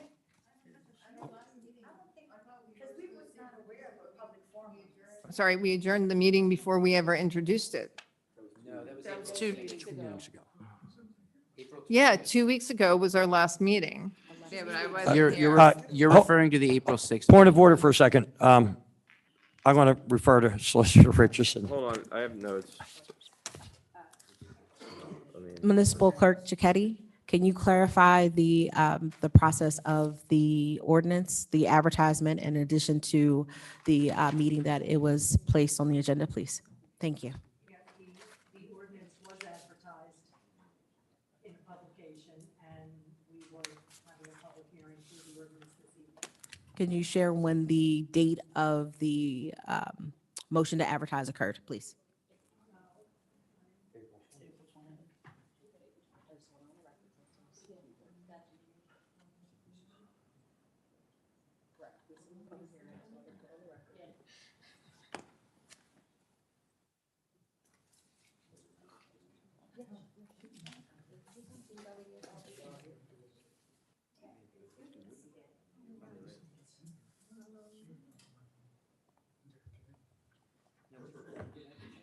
It was the April 20th meeting. We had the introduction of ordinance 3118. Solicitor Richardson gave a brief and motion to introduce and advertise by Councilor Wentz and seconded by Councilor Black. Thank you. I forgot, apparently. Sorry, my bad. Council President Burke, we are ready to proceed with the public hearing if it is your pleasure. Absolutely. We'll open it up to public. We might have a lot to say, but I'll tell you what, we are so lost. Okay, so this is the second time it's been brought up, so I don't see any comments besides what we just heard. But So, you can clarify, Oh, it's the fire safety inspections hold ordinance on. that you're, okay, go ahead. Councilman Farrell, go ahead. Okay, so the ordinance is for the fire Fire alarms inspections. and the fees for false alarms. That was brought up a month ago and then again last week, but I wasn't here. So, And it's only strictly for businesses, it's not for Okay. your home. all right, so we're all clear. So can I get a motion to adopt? Can I, Yes. oh, I'd like to close the public hearing first. There you go. All right. I Now make a can I motion- get a motion to the adopt? move. I would like to make a motion. Second. Me. All right, thank you. Mr. Tunis first and, That for me. okay. And Blackwell second, and then now we'll have a roll call. And that was an easy one to go through. Secretary Billups, please. Yes. What was that number? Hey, do we advertise this? Okay. So this is a roll call vote for 3118. Counselor Hayman, Yes. Counselor Blackwell, Yes. Counselor Andrewska, Yes. Counselor Sadiq, Yes. Counselor Faralia, Yes. Counselor Silver, Yes. Council President Burke, Yes. Counselor Billups is a yes, Counselor Wagner, Yes. Counselor Tunis, Counselor Tunis, Counselor Tunis. Yes, ma'am. Vice President Wentz. Yes. It's 11. 11-0, thank you. Yep. We got through that one. Now, we'll go to 8.3, Planning, Zoning, and No, Building. I'm not finished Oh, mine, um, sorry. I am, Don't take my spotlight away from me. I'm sorry, Councilwoman Farrelly. So we had a public safety meeting on Monday night, so I just want to reiterate some of the things that we did talk about. starting off with the fire department, was, I guess everybody's aware the Briarcliff Fire Department is no longer in service. So, Station 74, which is Sea Cane, is going to be covering parts of Darby Township, Briarcliff area. So I just want to put that out there to everybody. Just a question regarding, do they receive like compensation when they? Okay. No, no, that we're not getting any compensation for that. They will go out as the first truck. We're still waiting on our fire trucks to come in. They were ordered. We're still waiting for that one to come in. As for and I'm happy that we settled with their contract. As for the police, they did test physically and written tests. They had 51 people who tested. Out of the 51 people, they're going to hire 5, is what I believe they were going to hire to bring them back up to 133. And they still have their 13 to 14 people that are out on IOD that are not on the street. I'm hoping that we can try and come to an agreement to satisfy their contract and move on, because it's been 16 months and it's been a long time. We really need to do that. I mean, everybody's complaining about the $7,500 we're paying the attorney for the investigation when we're paying hundreds of thousands of dollars to an attorney for 16 months to get this done. So, Vince, whatever we can do to get this done and over with for the police department, I'm sure everybody would be very, very happy. What else did I have that we talked about? We talked about putting our Trucks. Yeah, Parking truck. I'm Okay. getting there. So we talked about our truck ordinance, and we are going to lower the weight on the truck ordinance, and also for the streets that have two-sided parkings, we are not going to have trucks parked on that side because of the narrowing. So it will be on one-sided streets and streets that have no parking of trucks or commercial vehicles. So Courtney's going to be working on that ordinance. And also the safety of busy streets and how far back from there. From the corners. that That'll be, Chief talked about earlier. that'll be, in conversation with the township engineer that I believe we had in the beginning, correct? Correct, you're correct on that. Does anybody have anything to bring up from the committee? Yeah, committee. Committee. Nobody? I just want to echo your sentiments about the police's contract. I think we need to make that a huge priority. I'm not suggesting that you haven't been, but I'm uncomfortable that they've been without a contract now for 16 months.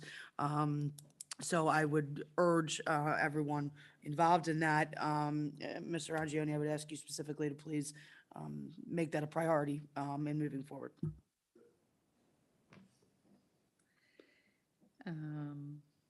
Anybody from council? A piece. Two things. One, as far as Mayor Keffer's permit parking program, as the chair of the Municipal Licenses and Public Works Committee, anything regarding the parking permit program, I'd like to be included in my committee, because the permit is a synonym to licensing.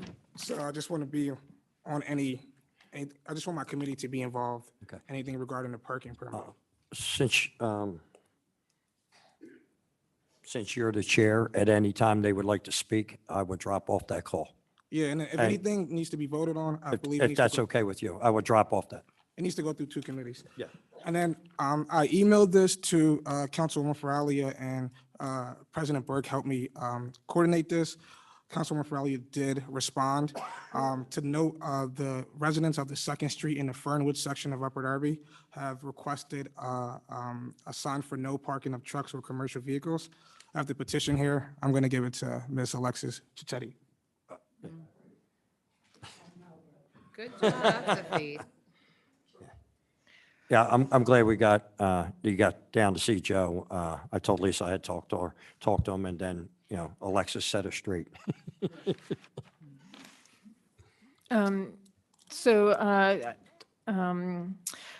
There's a request to install cameras around the Lansdowne Ave and Garrett Road intersection. Bonner Prendy has cameras there, but their cameras don't always work. And their cameras have been used to help our police in investigations recently. So they've made a request that the township install security cameras at that intersection so that our police has direct access to those, to that intersection and then especially since you've got the YMCA, you have SEPTA station right there, you have Bonner Prendy, you have Upper Darby High School, all right in that area. So the request is, to just keep everyone safe. Who's requesting that? It was, yeah. Wasn't, real quick, like over a year ago, wasn't SEPTA supposed to redo that station there? Or was, for some odd reason, they were supposed to redo that station. I thought they were putting cameras up. Maybe I'm wrong. I mean, we can ask Mr. Galante if that's on their There was radar. some talk about that station during the land development approval for Bonner Prendy and whether they were. Yeah, maybe it pursuing wasn't land development, parking and that got pushed set-asides. back. Yeah, okay. I think that's when that conversation happened that you're referring to. I don't remember exactly, but, I mean, I think in general, it's a conversation worth having. Okay. Yeah. That's, And then there was another request about and this may not be us, but just to bring it up, a school zone light. There's one on the Upper Darby side, as you're approaching Upper Darby High School, but coming off of, crossing over Garrett, there is not a school 15-mile-per-hour flashing light, light right there, indicating that that whole block is really a school zone. And I realize that's not necessarily us, but I just wanted to bring it out because he sent it to me, and so therefore I probably should send it to school district directors, but I just wanted to make sure I mentioned it. So, thank you. Chairwoman Brown, CAO, would that be something that would go to the school district because of school zone, or do we own those flashing signs? Do we own them? Well, it's, if you recall the procedure from Beverly Hills. Yeah. Okay. Okay. So will you be able to take care of that or put a request in with PennDOT? I don't know. Yeah, I mean, I'll certainly talk to the transit engineer from PennDOT and see, report back on why it hasn't been done in the past. or if there are any Thank you. Anybody else? Yes. Okay, Danielle? So since we're speaking about public risk, I want to add that on Delaware Avenue, we have the school buses that are lined there, as well as our public township property What avenue? on Delaware Avenue. Right in the back, there's Delaware Avenue, right on the back where Kirkland is, South Kirkland. South Kirkland. We need to have cameras on the back there. There are the school buses there. There's our township, where we get the parking, the policemen, they get their gas and fuel. There's, right, that's Monroe, but still, it's a part of that strip there. It's a long strip there that it's really dark. And some of my constituents have expressed that a lot of things that happen in back of there, that we need cameras to go back there. So what are you requesting? Lights? Is that what they're Cameras. requesting? Cameras. And more lights. We have children that are on those school buses. We have the trash trucks, and we also have our policemen that are back there. So it's on Delaware Avenue in Kirkland? Delaware Avenue and Kirkland, South Kirkland. South Kirkland, North Kirkland's on the other side of Westchester Pike. And then Monroe as And well. Monroe. And it's very, very important as far as township and the safety of our residents.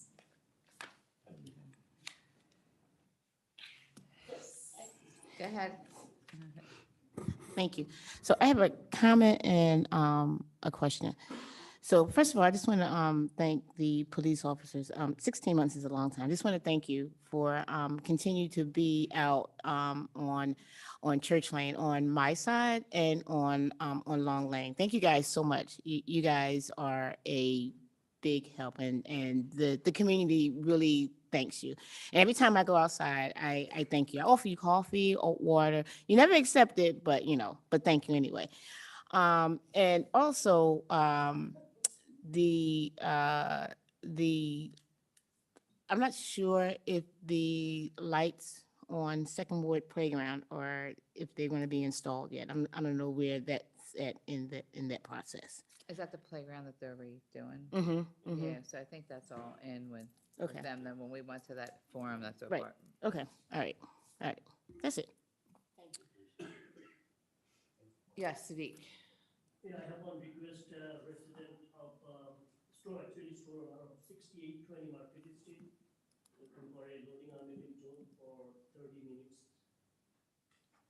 And I have the petition, I can give it to our secretary. What is it for? Loading Loading unloading zone on Market? on Market, 6820 Market Street. Okay. You can give it to. And I have one more thing is, couple months before, if you remember that one newborn child was found dead in Wilshire and Peterson Avenue. Again, this is demand from the community that they want light and a camera. Light is missing. So I did talk to. He should not be in here saying nothing. I didn't need. He should not be saying nothing. Ms. Taylor, one more time. Ms. Taylor, I'm going to have to ask you to leave. I'm not leaving for public building. My tax dollars keep these lights on. Ms. Taylor, please. Ms. Taylor, Officer Bateman, please. Go anywhere. You about to get a lawsuit. You better get ready. You gonna get a lawsuit. Officer Taylor, please. Officer Bateman. I'm not going anywhere. Ms. Taylor, thank you. I'm not going anywhere.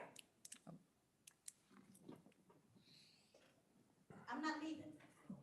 No, I'm not. No, I'm not. No, I'm not. They better get ready for a lawsuit. They give him a lawsuit. Because what he's doing is illegal. He is not a resident. He should not be in here on record saying anything. But, Okay? Officer Colella, could you help me out? Go to jail right along with him, Brian. Okay, thank you. Sorry ass bastard. I'm sick of him. He's not a resident. He should not be sitting in here saying anything. I hope they lock your ass up, you sorry bum. And you can go right along with him. And you want borrowed time too. You're gonna throw your ass out of here too. I got beat up today. Councilman Siddiq, continue. I'm sorry about that. Continue. It's all right. And this is happening since 3-4 years, so I'm used to with that one. And public know that what she talking about. I don't want to say anything further. So my request, humble request to one camera over there, because as we remember that was what dead child, newborn was found in intersection of Patterson and Wilshire. Do you need one light and one camera, please? Okie dokie. Thank you. That's all I have. Yep. Anybody else? No? You want to put lights and cameras in front of your house too? Yeah, I'd like some new lights and cameras on How Woodland Ave. about you, AJ? You want lights and cameras? CAO, you need any more lights over there? No, that's all I have. I just really just want to stress that CAO, whatever you can do, talking to the attorneys, talking to both attorneys to really get their contract settled ASAP. It's really gone on way too long, and it needs to be settled. And that concludes my report. Thank you, Chairwoman. Next up, we have Planning and Zoning. Chair is Vice President Wentz. Thank you. The members of the committee is Councilwoman Faralia and Councilwoman Wagner and Councilman Heyman.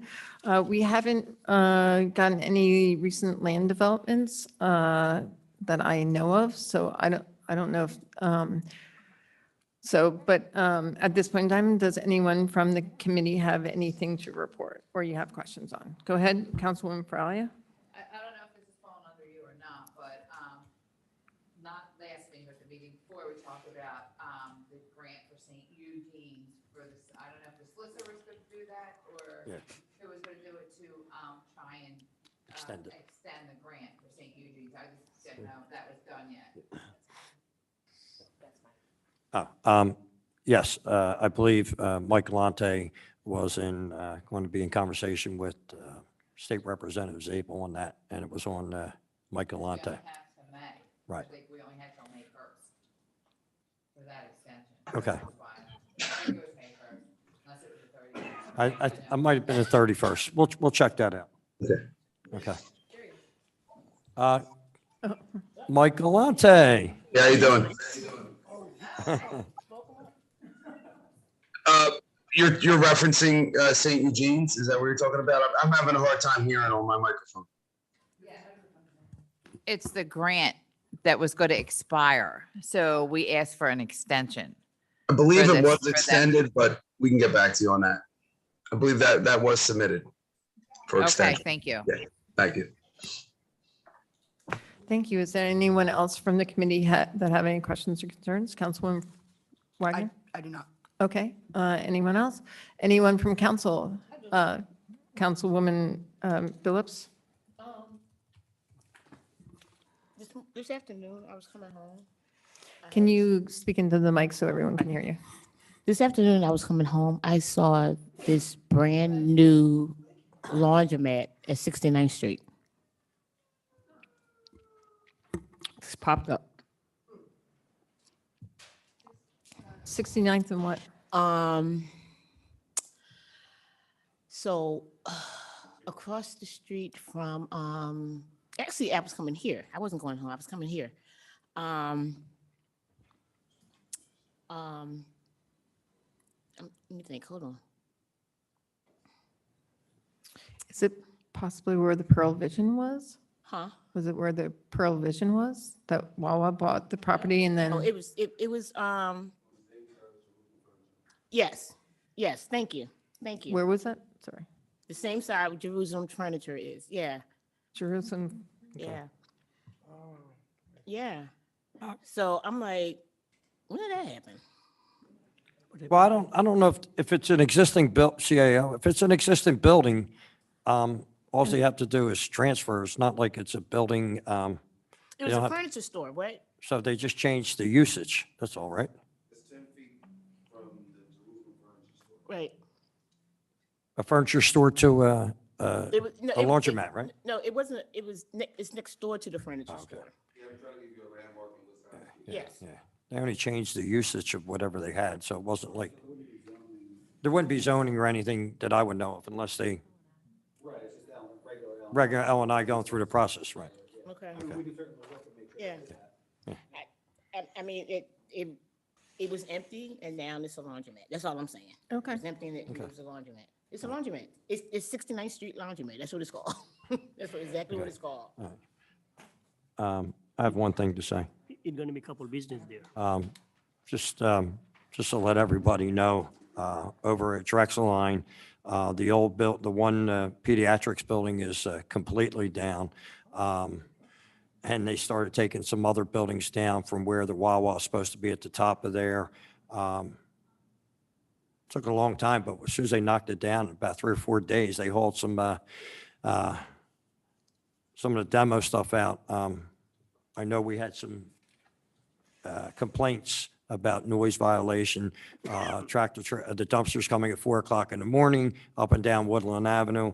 I know Superintendent Bernhardt, administration have talked to the builders over there, and I think they've cleaned that up and have a pretty good relationship going on. Haven't heard any more complaints of the dumpsters coming down Woodland Avenue at 4:30 in the morning. Councilman Wagner? I'll let you know, all right. Okay. Yes. If I could just add to that, Please. that is my district. I'm glad to see that it's started, but we have had some problems with that, so I just wanted to make sure you guys were all aware of that. we dealt with it, I think, the best that we could. There was an explosion of some sort at 4 o'clock in the morning, which a lot of neighbors weren't happy about. For obvious reasons, I was one of them. That was a fun day. But the other issue that we were having, and if this is to happen again in the future, I guess I should have probably brought this under public safety. One night there was a bunch of loud cracking sounds of the glass. No lights or anything. And they were smashing the glass back on the row of stores where Anthony's was. So we ended up calling 911 from my own house, and they had received several 911 calls to the same effect, only to find out it was apparently the fire department training. So if anybody hears of that, or the fire department's going to be doing that again in the other building, if we could just be informed so that we can come, especially some of our elderly residents who live in those buildings right there. Thank you. That's actually a really good point. Because I know that the firefighters were working on, or helping and training on the demolition of the Welcome Center. But when I saw them there, it was during, daylight hours. So I didn't realize people were doing that at night. So thank you. And I'm guessing there are some things that will be coming in the future, but as soon as we hear from, I guess, the administration about the land development, we will definitely meet and to discuss it. So that's the end of actually, does anyone from the township have anything to add for the zoning committee? Okay, seeing none. Completes our report. Thank you, Vice President Wentz. Next up, we have Municipal Service License and Public Works, Chairman Hafiz-Tunis. Yeah, so like I stated earlier, anything in relation to Mayor Keffer's permit parking program needs to go through the Public Safety Committee and the Municipal Services and License and Public Works Committee. Do any members of the committee have anything to bring forward? Any members of council? Just very briefly, I keep getting resident calls about this recycling grant, so if you could just get me an update on that.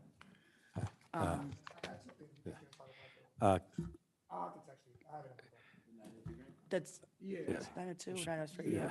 So Councilman Tunis, I don't have a problem with you part of that, with the streets and all that, and the parking and all that. I'm just looking at, Andrew, you're already on there. So I guess we'll talk and, whether have a meeting, or Andrew, you can bring that meeting back to that committee, or Hafiz, you can hop on and I'll jump off, and then I can be part of, I'll be part of that committee anyway, so we can figure something out. Yeah, I if mean, that's okay. the initial meeting with any director, our committee needs to have the option to be involved. So if it's the director coming to meet with you all, either me and Lisa meet with the director, and we refer to committees, but we should be involved every step of the way. And you know what, that's probably a good idea. When we go to move some streets, maybe we'll, or we do permits or stuff like that. Yourself, Lisa, and then me, and then you guys can meet with the committee. If that's the way we want to do, we can move forward on to that. It sounds like a good idea. And Councilwoman Farrelly has been very open with whatever Yeah. to reach out to her. I just want my committee to have the same opportunity. Absolutely. All right, thanks. We good? All right. We're all good. All right, next up, 8.5 Parks and Recreation, Chairman Matt Silva. Do any members of the Parks and Recreation Committee, Councilwoman Faralia, Councilwoman Blackwell, or Councilwoman Billups, have anything to add at this time? Okay. Do any members of council? I do. Oh, fantastic. Councilman Siddiq. Sure. I would like to ask Councilman Silva that in my district, District 6, couple park need to be visited this summer, and we can make a schedule as early as possible and as convenient with everyone. Especially Cardington Field, a lot of job need to be done. We have a meeting after meeting in there to be a elementary school Cardington Field, but I don't heard anything about yet And I don't know anything about it, whether they're going to build the school over there or not. So since then, we should take care of the car park, because this is a very dense population over there, and in that area, there's only one park for the recreation of the community. The community looking for a better looking and better way to spend time in there. I'm sorry, what park was the second park you named?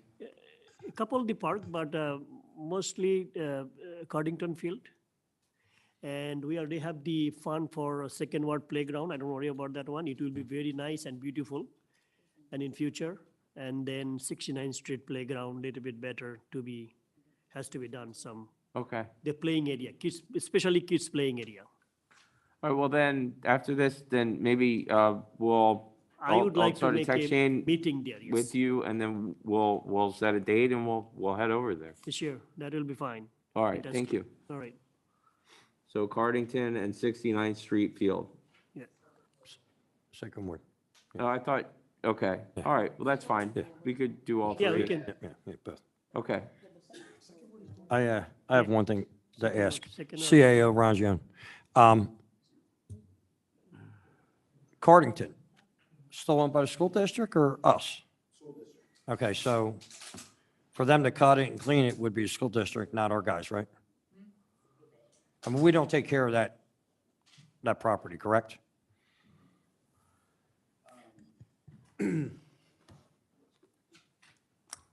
Honestly, yeah, honestly, I'm not 100% sure that they own it, but obviously we operate it as a park now. Okay. So let me check and see if it's on our maintenance schedule or theirs. It seems like, just wants to get a little cleanup, and I'm like, Yeah. we haven't heard anything in well into a year about whether they're going to build that school or not, so. Right. Okay.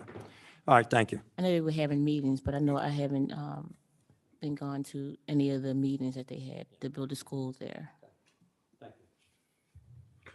Okay, so anyone from the administration have anything for Parks and Recreation beyond?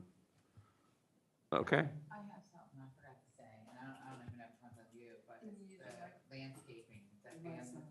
Landscaping, is that you? Parks and Recreation landscaping? Where would that be? Yeah. For the islands, like Westbrook Park, my area, the grass is super high, so okay. they haven't been cut, and the signs there need to be painted. They looks bad. Westbrook. Thank you. Would that be Parks and Recreation or Municipal Services? It might be municipal service. It is definitely a request line, and then CO Rangione will figure that out. I got it. Thank you. Excuse me. And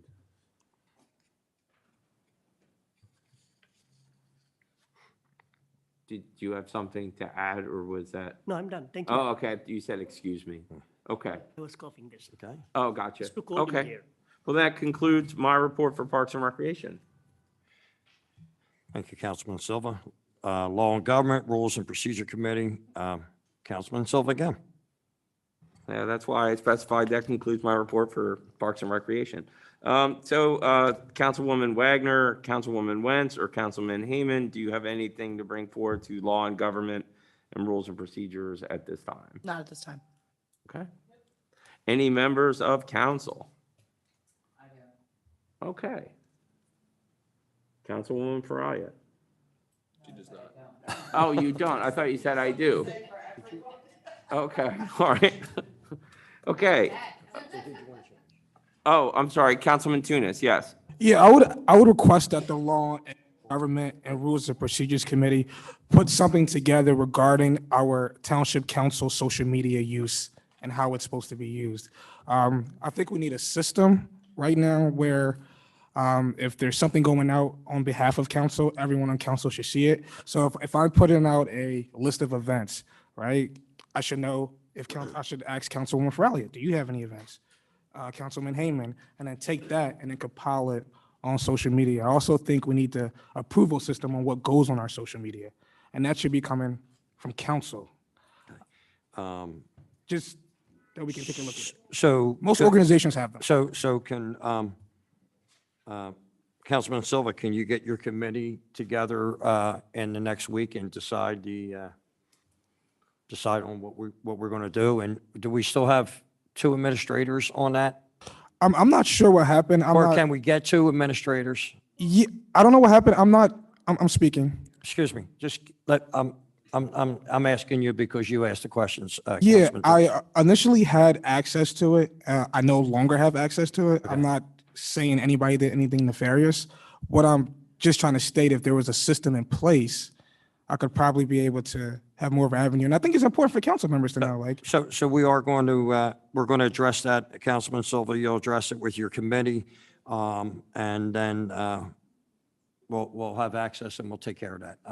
And as we've done in the past to move some things forward very quickly, I would ask Councilman Silva and his committee to hopefully meet sometime in the next 5 or 6 days and come up with some kind of report and email to all of council.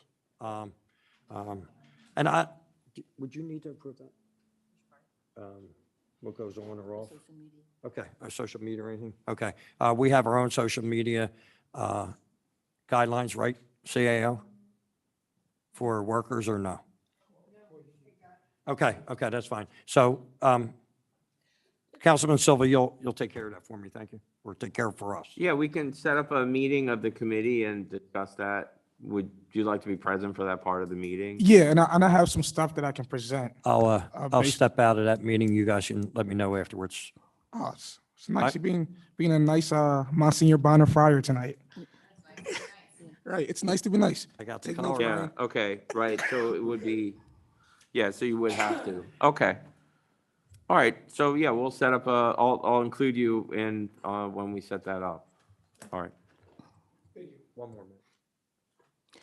Oh, I'm sorry, Councilwoman Billups. Yeah, Vice President Wentz. So when we were on that committee a couple years ago, I thought we had something in place for social media. What happened with that? We had something set up for some type of parameters for social media. Well, I know that there had been an ordinance, Councilman Tunis, I just saw that I don't know how you got removed because I had you on it, so I will reinstate you. Yeah, there was a glitch. I don't know how I didn't remove you, so I'll put you back on. So I don't know what happened there. So As far as that other one, I Do you do. remember I that? remember Yeah. there was a social media usage. Yeah. Or, We had talked about it, but then when it came to the passing of the resolution or ordinance, the unions asked us to hold on it because it affected their collective Is that like a bargaining. They workplace wanted rule? to, the social media usage policy? would yeah, that it reflect went to, Sorry, we were told, CAO? we were told to hold. I remember now. Yeah, and we never. Then it never came back. Okay. I Okay, remember. So- we'll work on it, thank you. Yeah. So, because I mean, not only about Facebook or, whatever, but I think also, like, 'cause I know the Upper Darby Police and Delco and the township also have something on Instagram. So you might want to think about that as well. So, wait, but, okay, the policy we were talking about 2 years ago, that was specific to employees of the township, right? Yeah. That was like a usage policy. Yeah. But if we're talking about the governmental sites, that would be a different matter, I think, altogether. Correct me if I'm wrong. Right. You're right. I know when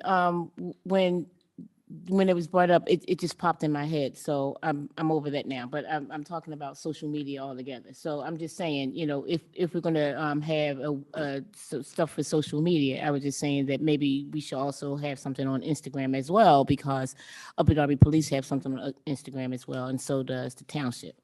I'm just saying that might be another site that we might want to have something on. I'm over that already. Okay. I was talking about. I'm actually a little, if I could get some clarity, are we able to institute that policy? Because I thought we were not, because it represents like a workplace rule.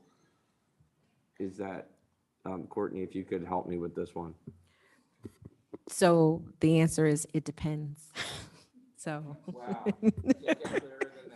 Yeah. No, so Matt, okay, so all I'm saying is, we just want to do some stuff for social media about events. That's all I'm saying. That's all I'm asking about, not, using social media for anything else. Or. So for our township council Facebook page. Yeah. We use it for posting events that are happening in the township. I did post a list of events that I had gathered through a variety of sources. I've asked every single council person numerous times to send me any events that you have in your district or that you are working on. I make this request on a regular basis. I send it via text. I mention it at council meetings. I mention it at emails. If your event is not on my list, it's not because I ignored you, it's because I never received it.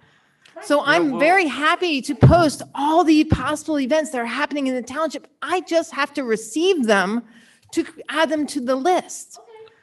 I just want to make that clear. I mean, it's like, I feel like I'm being attacked a little bit. No one's and attacking you. I'm We're all only good. posting what I have, and I pull from from different departments. I pull from the mayor's reports. I pull from Vice President Wentz. all these realms. Vice President Wentz. I just want to be clear. If you don't want me to Yeah, post I got- anything, I don't have to post anything. We can Vice let it President die. Wentz. It's got over 1,000 likes. Vice President People are Wentz. following us.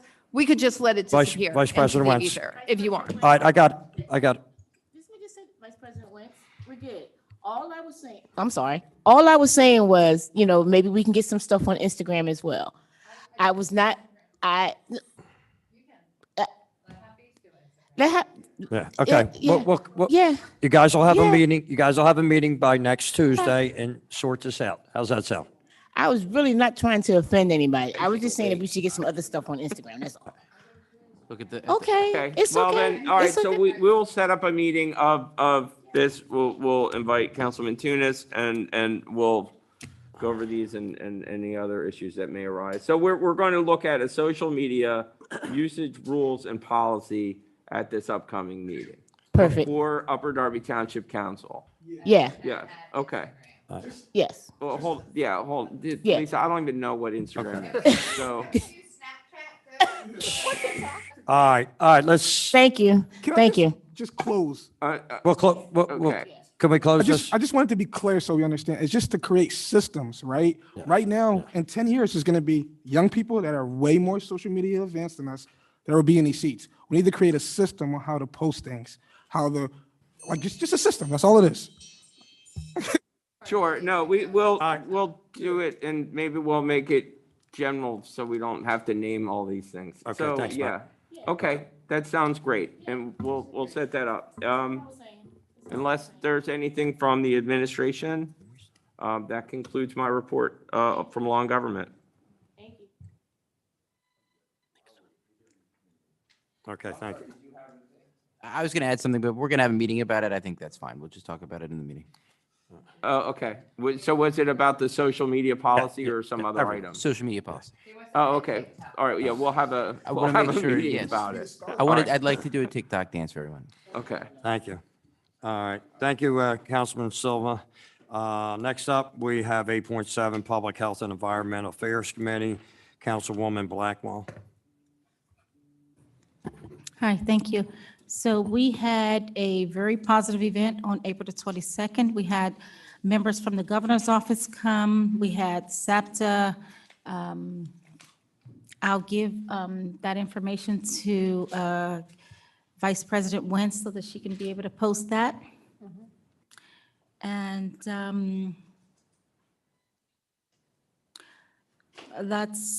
I have other items to post to say what's going on with public health and environmental services.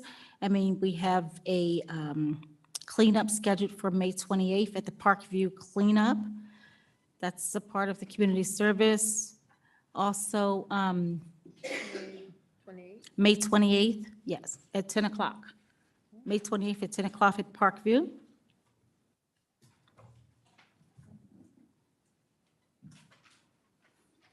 I'm not sure where to put this. It's a part of a networking event on May 6th, but it is in my district.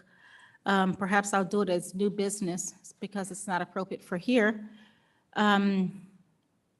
I also want to release that our Delaware County Community College was chosen to participate in the national initiative to bring education and training to incarcerated individuals through the federal Pell Grant program. So this is really major because not many were chosen. We're among the 73 institutions nationwide that will take place in the Pell Grant experiment. So if you need any information regarding that, what that means is that people who are incarcerated, they're going to be able to get training and it's going to be paid for. And it helps our county.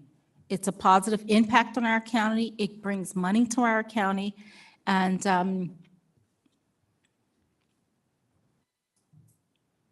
we believe in all citizens of our county, especially the returning citizens, to be able to be productive. Do you have something to say, Councilwoman? I'm just wondering I'm sorry, I'm just wondering if you only care about the citizens or all the residents of the township? I care about the residents as well, Okay. all residents. Great, that'd be awesome. Okay. Thanks.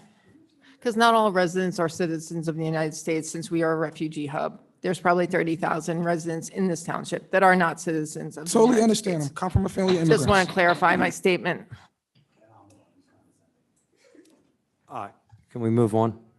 Councilwoman Blackwell? Can you ask your committee if they have anything? Does anyone in the committee have anything to bring forth? Yes.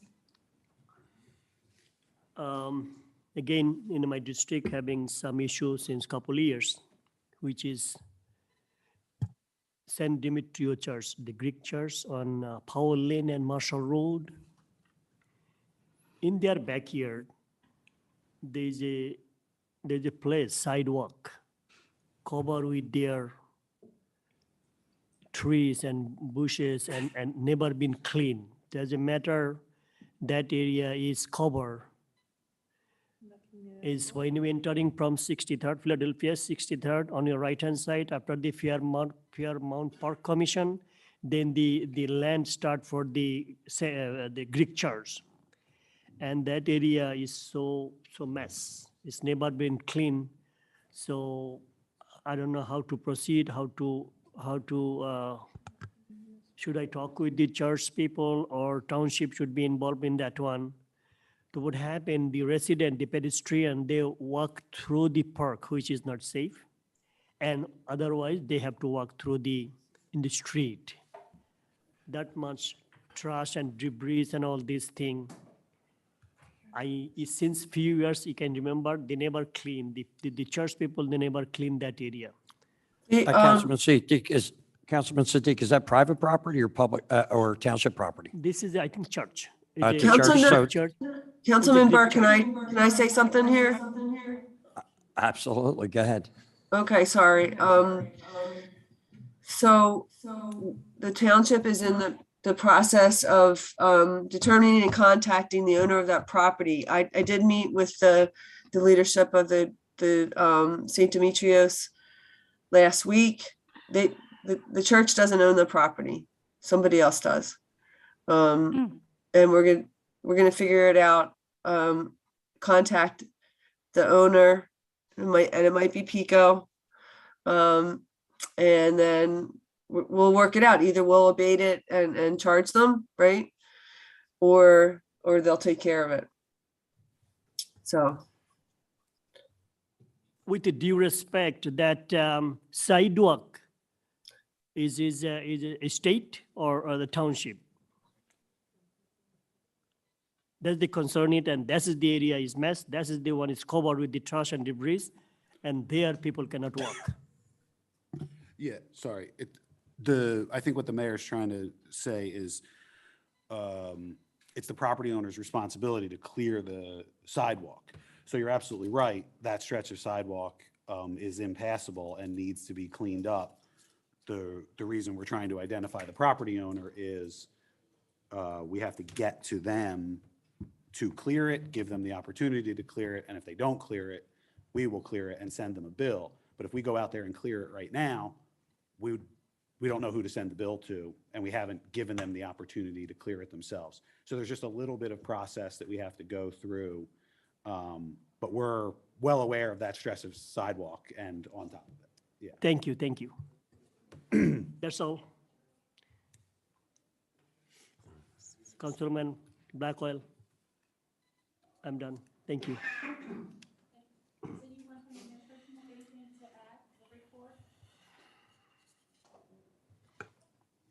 This concludes my report. Thank you, Councilwoman Blackwell. 8.8, Community Engagement Committee, Chairman Hafiztunis. Thank you, President Burke. I just have some brief things, and I'm going to give it to Councilwoman Billups to give an update on the mental health and wellness fair. Sorry, sorry, I didn't know it was snack time. I wish I could join. So as we know, May is Jewish American Heritage Month. So I'm asking council members if they've had any residents of Jewish descent. I had the honor of serving with Councilman Heyman and knowing a community leader and also township employee, Mr. Scott Alberts, for a while. However, I would like to see if there's anyone in your districts, if you could send us bios. And I'm sorry, President Burke, I should have brought this earlier. We're only 4 days into the month, but I will send you a formal email and Alexis to kind of get. No, that's fine.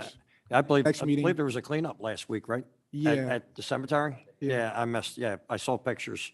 So I saw, I did see Scott Alberts and his wife there in the front, Yeah, front so- center in the pictures. So I would like to highlight any residents you may have in your district. We're going to try to keep it under 3 if possible.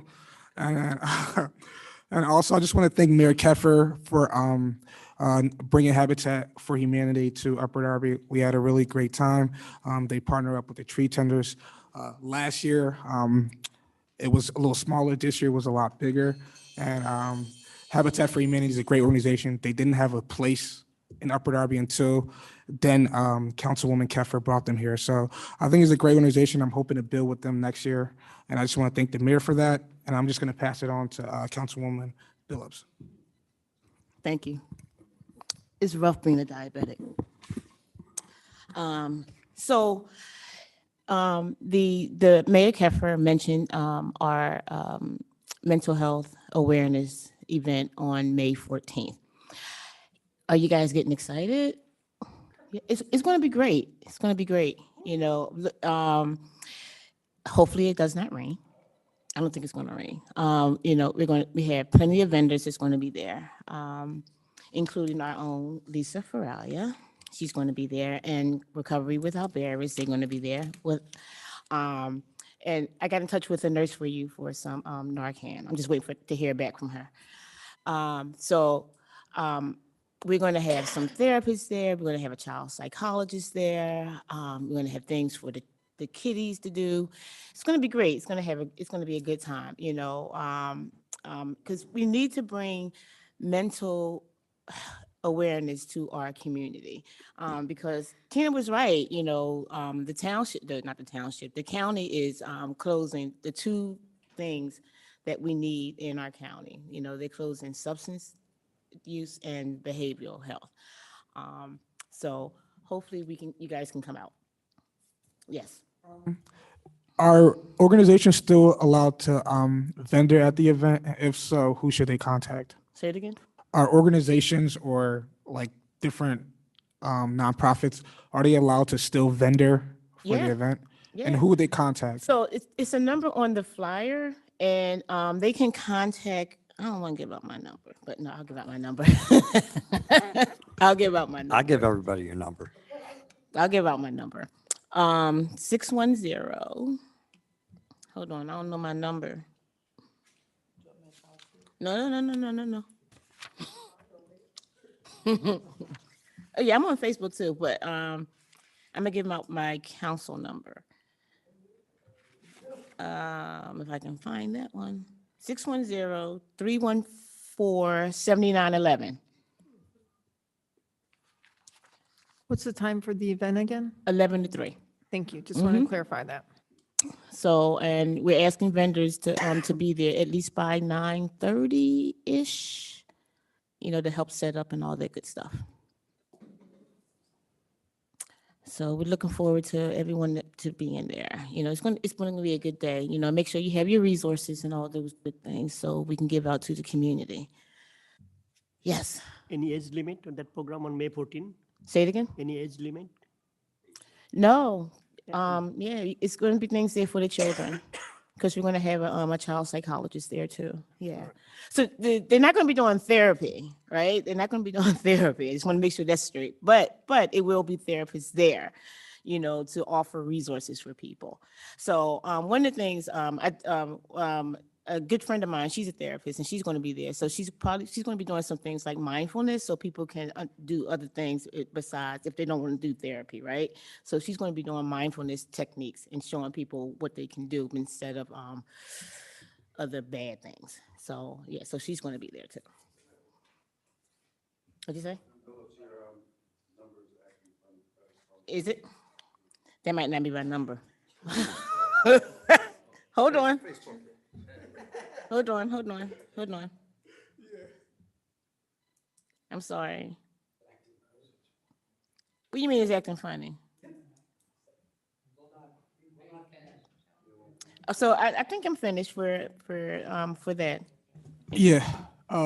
Thank you, Councilwoman Billups. Does anyone else from my committee, the Community Engagement Committee, have anything to bring forward? Anyone from council? Okay, thank you. May the 4th be with you. Thank you, Councilman Tunis. 8.9 Culture Competency Committee, Chairwoman Michelle Billups. Yes. Yeah, it's 61. I'm sorry. It's 610-314-7911.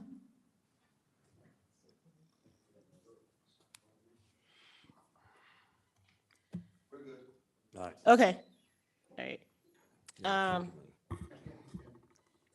So I don't have anything to report. You know, we've been concentrating on the with the community engagement, concentrating on the mental health committee. So I don't have anything to report. Anybody else? Okay. All right. So we'll go to 8.10, Community Development Committee, Councilman Siddiq. Oh, I'm the last one. I got it. I'm so happy and proud to see that in Upper Darby Township, communities developing strongly and rapidly.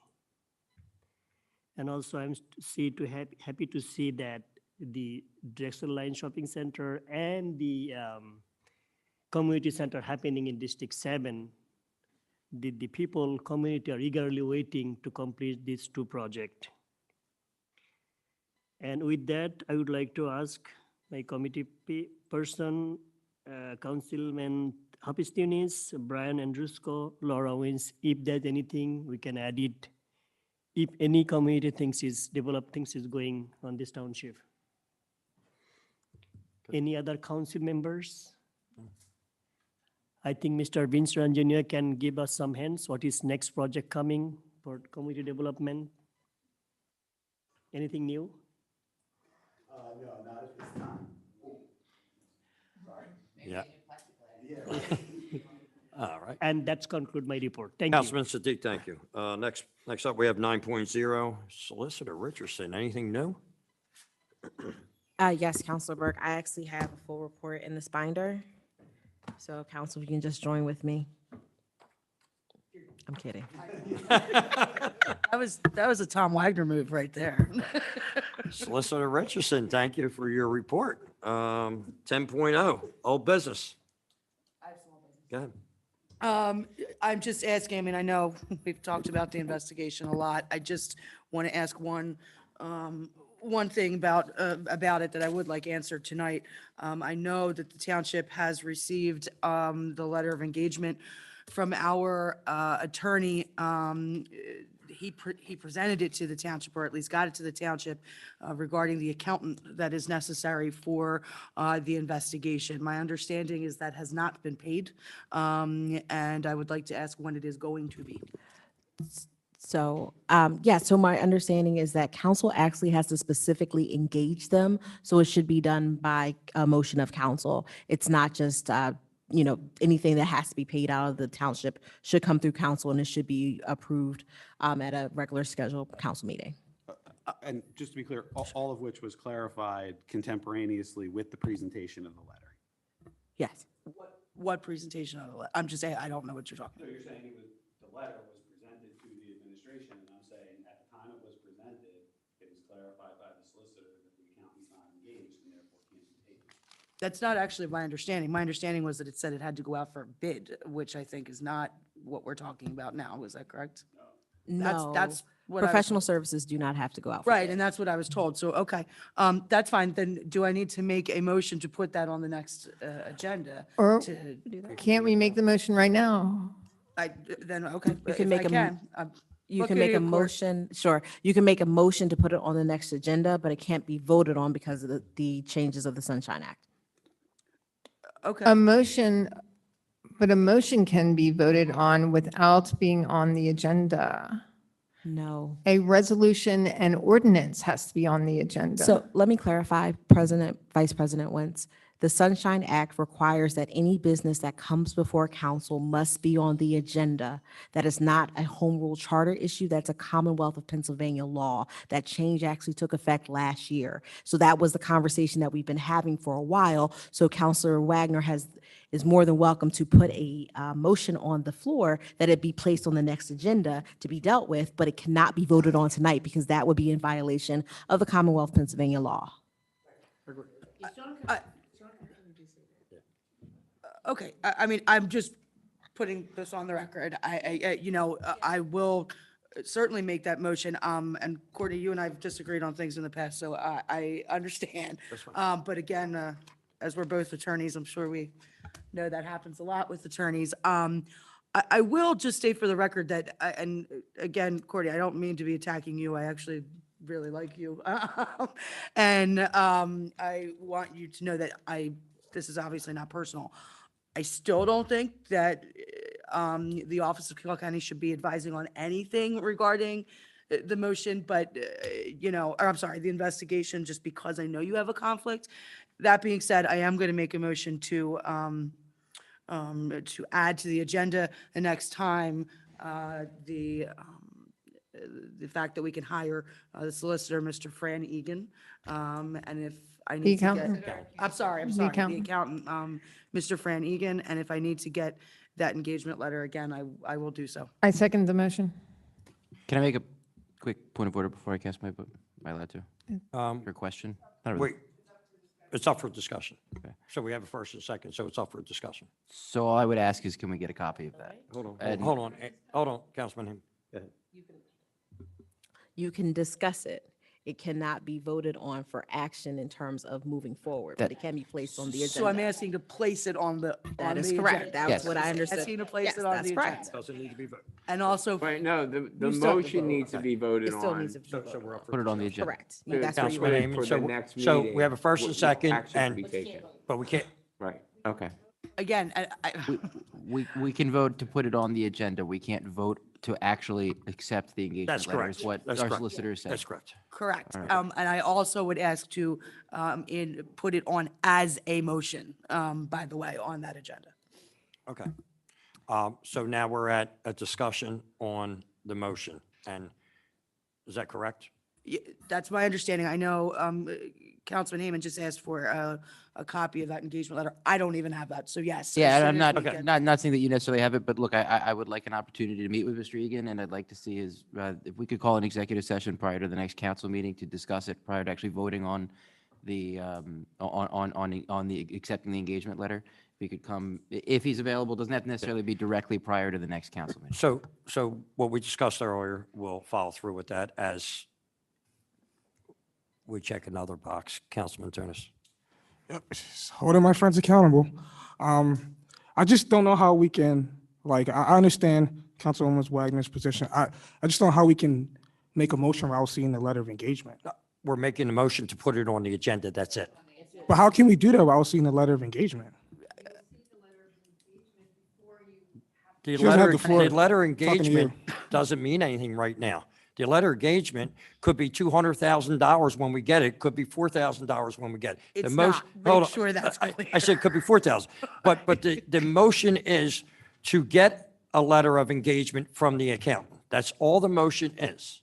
To get it And on to- the agenda. and to And to put it on the agenda, that's all it is. And So it's two motions or one? no, it's just one. It's one to put it on the agenda. Agenda, that's all it is. that's Because you all said it is. and, so I didn't know. When you say and, is sometimes used All as a I'm conjunction. asking is to put it on the agenda as a motion. And yes, I certainly agree, we should all have that And Andrew, letter. of Andrew, engagement.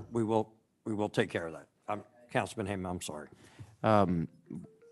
Sorry, my son is calling me. The only other suggestion I would have is, again, we didn't touch on it earlier, so can we, get consideration from other potential finance, or accountants? I can't even think of the word, it's too late. As Solicitor Richardson just said, professional service do not have to be bidded out, or so. Well, probably just as good of a reason to not, to still seek other quotes. I mean, we So consider. we're not going to have X amount of executive sessions. We're going to have one executive session. Like you asked for, we're going to have it, and it's on the agenda. We have a motion on the floor to put it on the agenda. So at this present point, if anybody has anything else to discuss of what anything new that we're not talking about, let's talk about it. And otherwise, we have a motion on the floor. Just for clarification, this does cost our township more money, correct? It's a professional service. So it costs our township more money as professional services? Yeah, it's going to cost. Yeah, yep. So when we get the letter engagement, it'll go out to all of council. We'll have an executive session. The finance committee will call it. Any other questions? Councilman Siddiq, I know you have a question. I'm sorry. Yeah, I was asking similar question in our executive session that instead of that law firm, can we retain an accountant instead of the law firm? We'll have a vote on that particular account. We'll have an executive session. We'll have a vote on that particular account. So. Okay. Ms. Richardson, do I need to make a motion to put it on the agenda? Can I just request it be put on the agenda? You should make a motion to put it on the agenda. I mean, I did. I'm Yeah, just, so- okay. It should, All right. So, we have a first and second on the motion. Councilwoman Wagner, will you? Will I what? The firm, whatever the firm is. Oh, I'm sorry. It's Fran Egan. Okay. So we have a first and second. Can get a roll call.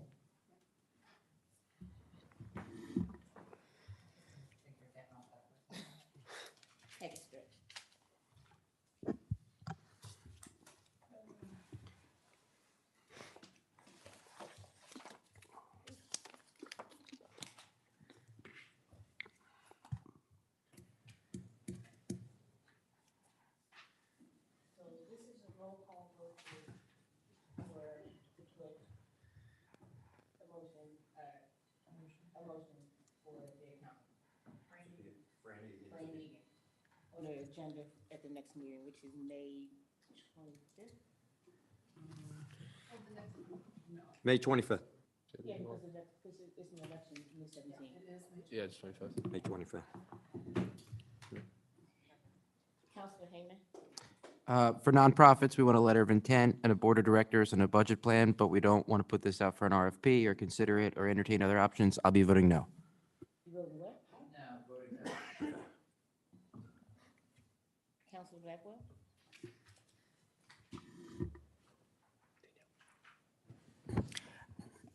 I asked for clarification regarding what it costs more money to the township.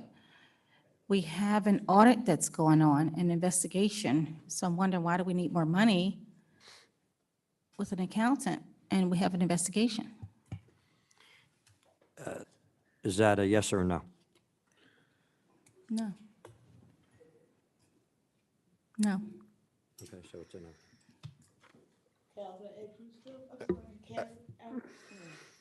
As this is an essential part of the investigation, yes. Okay. Councilor Siddiq? I'm still not convinced that law firm, they say that in an open meeting that they will hire accountant, not the township. That was my understanding. With that, I would like to say no. Counselor Faralia? Yes. Counselor Silva?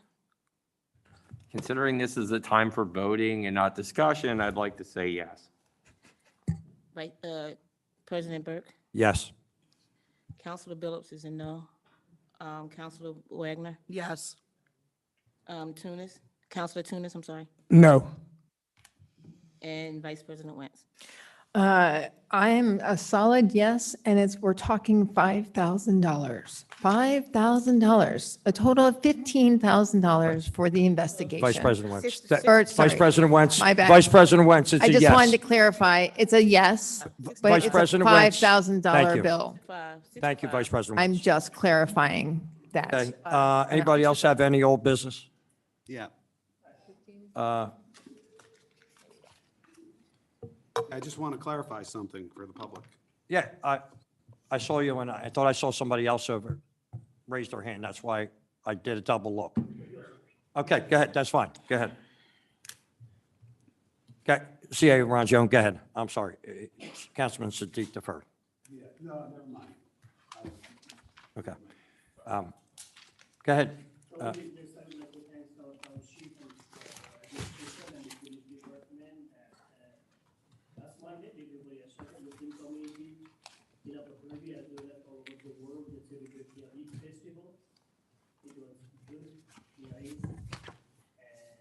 Enjoyed it.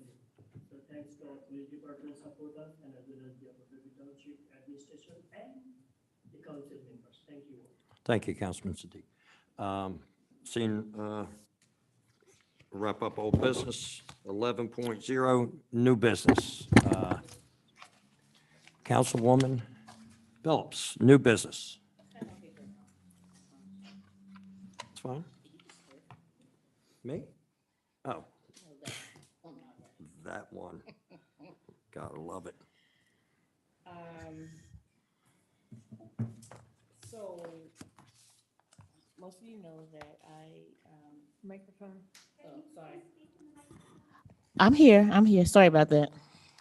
I know I'm usually pretty loud, but most of you know that I also sit on the reentry in Delco. So, and to answer your question, Bonnie, yes. I got your email, yes.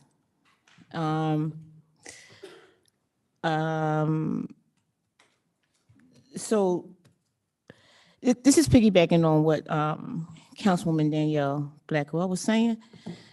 There is I'm sorry, I'm just trying to find the email. I don't want to get it wrong, but there is a youth training in conjunction with Delaware County Community College. It's called Pathstone, and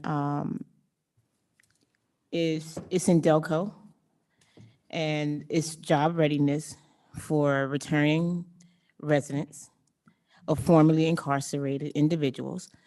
It's skill training within high growth industries, and they do job placements and educational opportunities. And it's in Delco, and it's also in Newcastle, Delaware. So I can send this email out to people if you want. Please. Okay. All right. Yep. Thanks. Anybody else on new business? Councilman Heyman. You got it right. I circulated a draft resolution, my first time writing a resolution for us, but regarding, I think many of our council members are aware about probably all of us, about the leaked Supreme Court ruling overturning Roe v. Wade and KCV Planned Parenthood. I fully recognize that this council has no voice or no say in that matter, but I think we can have a voice. I personally find the decision revolting. We're next door to a Planned Parenthood. I believe. I used to work at Planned Parenthood. I didn't know that. Yep. I feel that I would be lacking if I, one, didn't speak up about it because I think it's wrong, but also offer a resolution. Just as a statement, I recognize those Supreme Court justices probably going to say that Upper Darby Council made a decision, but, you know, I'd like to recirculate that if members consider potentially putting it on the agenda for the next meeting. Okay. We didn't get a chance to talk, but we were going back and forth. I would like, you know, the 5 councilwomen that we have on this, of 11 of us, to form a brand-new committee and to bring your resolution to those 5 That sounds councilwomen. fantastic. And, you know, whether it's a committee for 6 weeks, 6 months, 24 months, anytime this comes to light, this is, it's not about, I mean, it's about us, but it's about, No, I you think know, that's a women. great, I think that's a great idea. I mean, are you okay with that? And is council okay with me asking the 5 councilwomen to, you send a resolution to them, let them talk about it, and then Sure. see where we're at? If we're okay with that, I'm perfectly okay with that. I'd be fine with it. Are you Absolutely. guys okay with that? I think that's a great idea. Councilwoman Blackwell, you okay? Okay, well, Councilman Hayman? I Okay. think that's fantastic. Yes. Okay, make sure I'm not sure if they all have it, but just double check. I'll That's send it all. up. Thank Yeah, you. Councilman Tunis, you're up. Yes, so just want to give you guys a couple reminders. 69th Street Wildcats will be having a family movie night to raise funds for their upcoming season. This is an organization in the previous administration was heavily ignored and underfunded, and Mayor Caffrey's administration has built a relationship to help them come back. They're going to be playing their home games this year at Observatory Park, and they want to introduce the community to it, so they're hosting a movie night on June 3rd.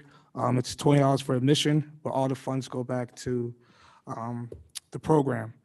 And the contact for it is 610-202-2259.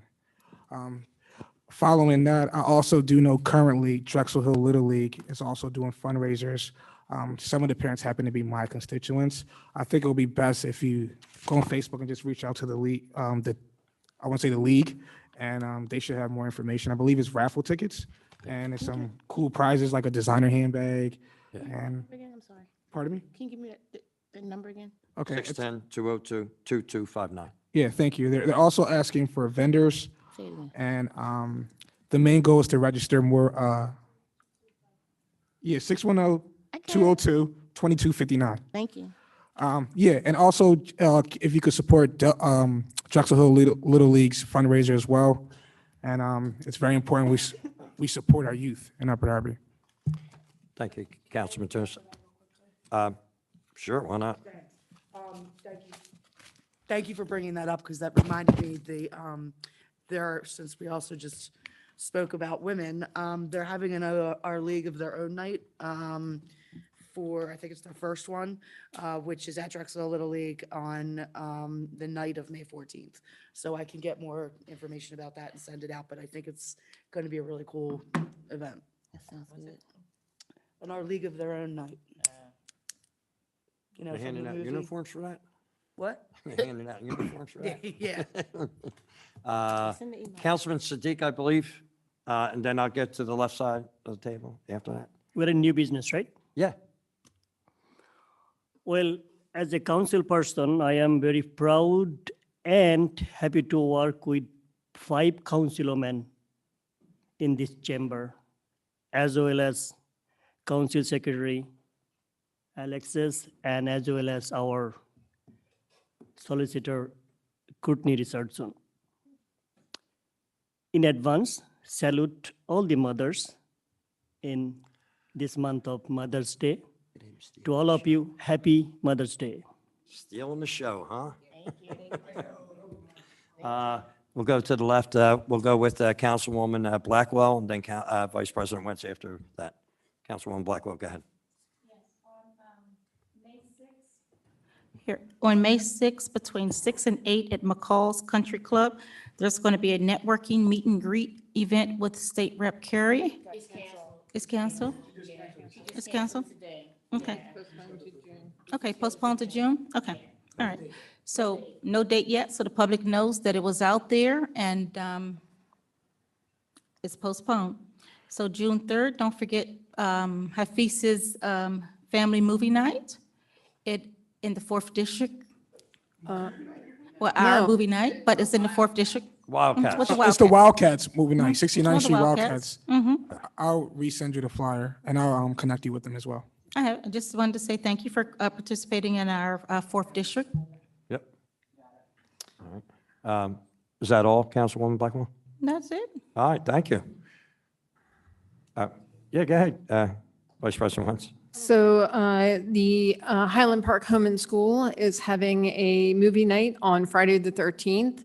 I believe the movie's going to start closer to 8 o'clock, but I think the starting time for the event is either at 7 o'clock or 7:30. I will get that clarification of what time they're starting the event itself, because the sun sets so late, they have to start it later, which is why it's on a Friday night.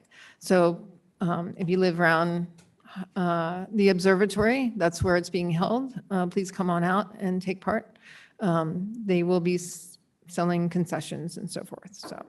Thank you, Vice President Wentz. Can I mention just one name I would like to mention? I Oh, forget. actually, I'm sorry, Councilwoman Blackwell and I are working with them on this event. So I Thank you. just wanted to clarify that. 30 seconds, not less than 30, 50 Go ahead. I forget to mention our honorable mayor. She is a mom too. Happy Mother's Day to our mayor. I'm working with her. Thank you. To all the mothers, right? Okay. Yeah, I see no more new business. I get a motion, before we get a motion to adjourn, as I end every meeting, it's nice to be nice and get a motion to adjourn. No. So moved, so 9,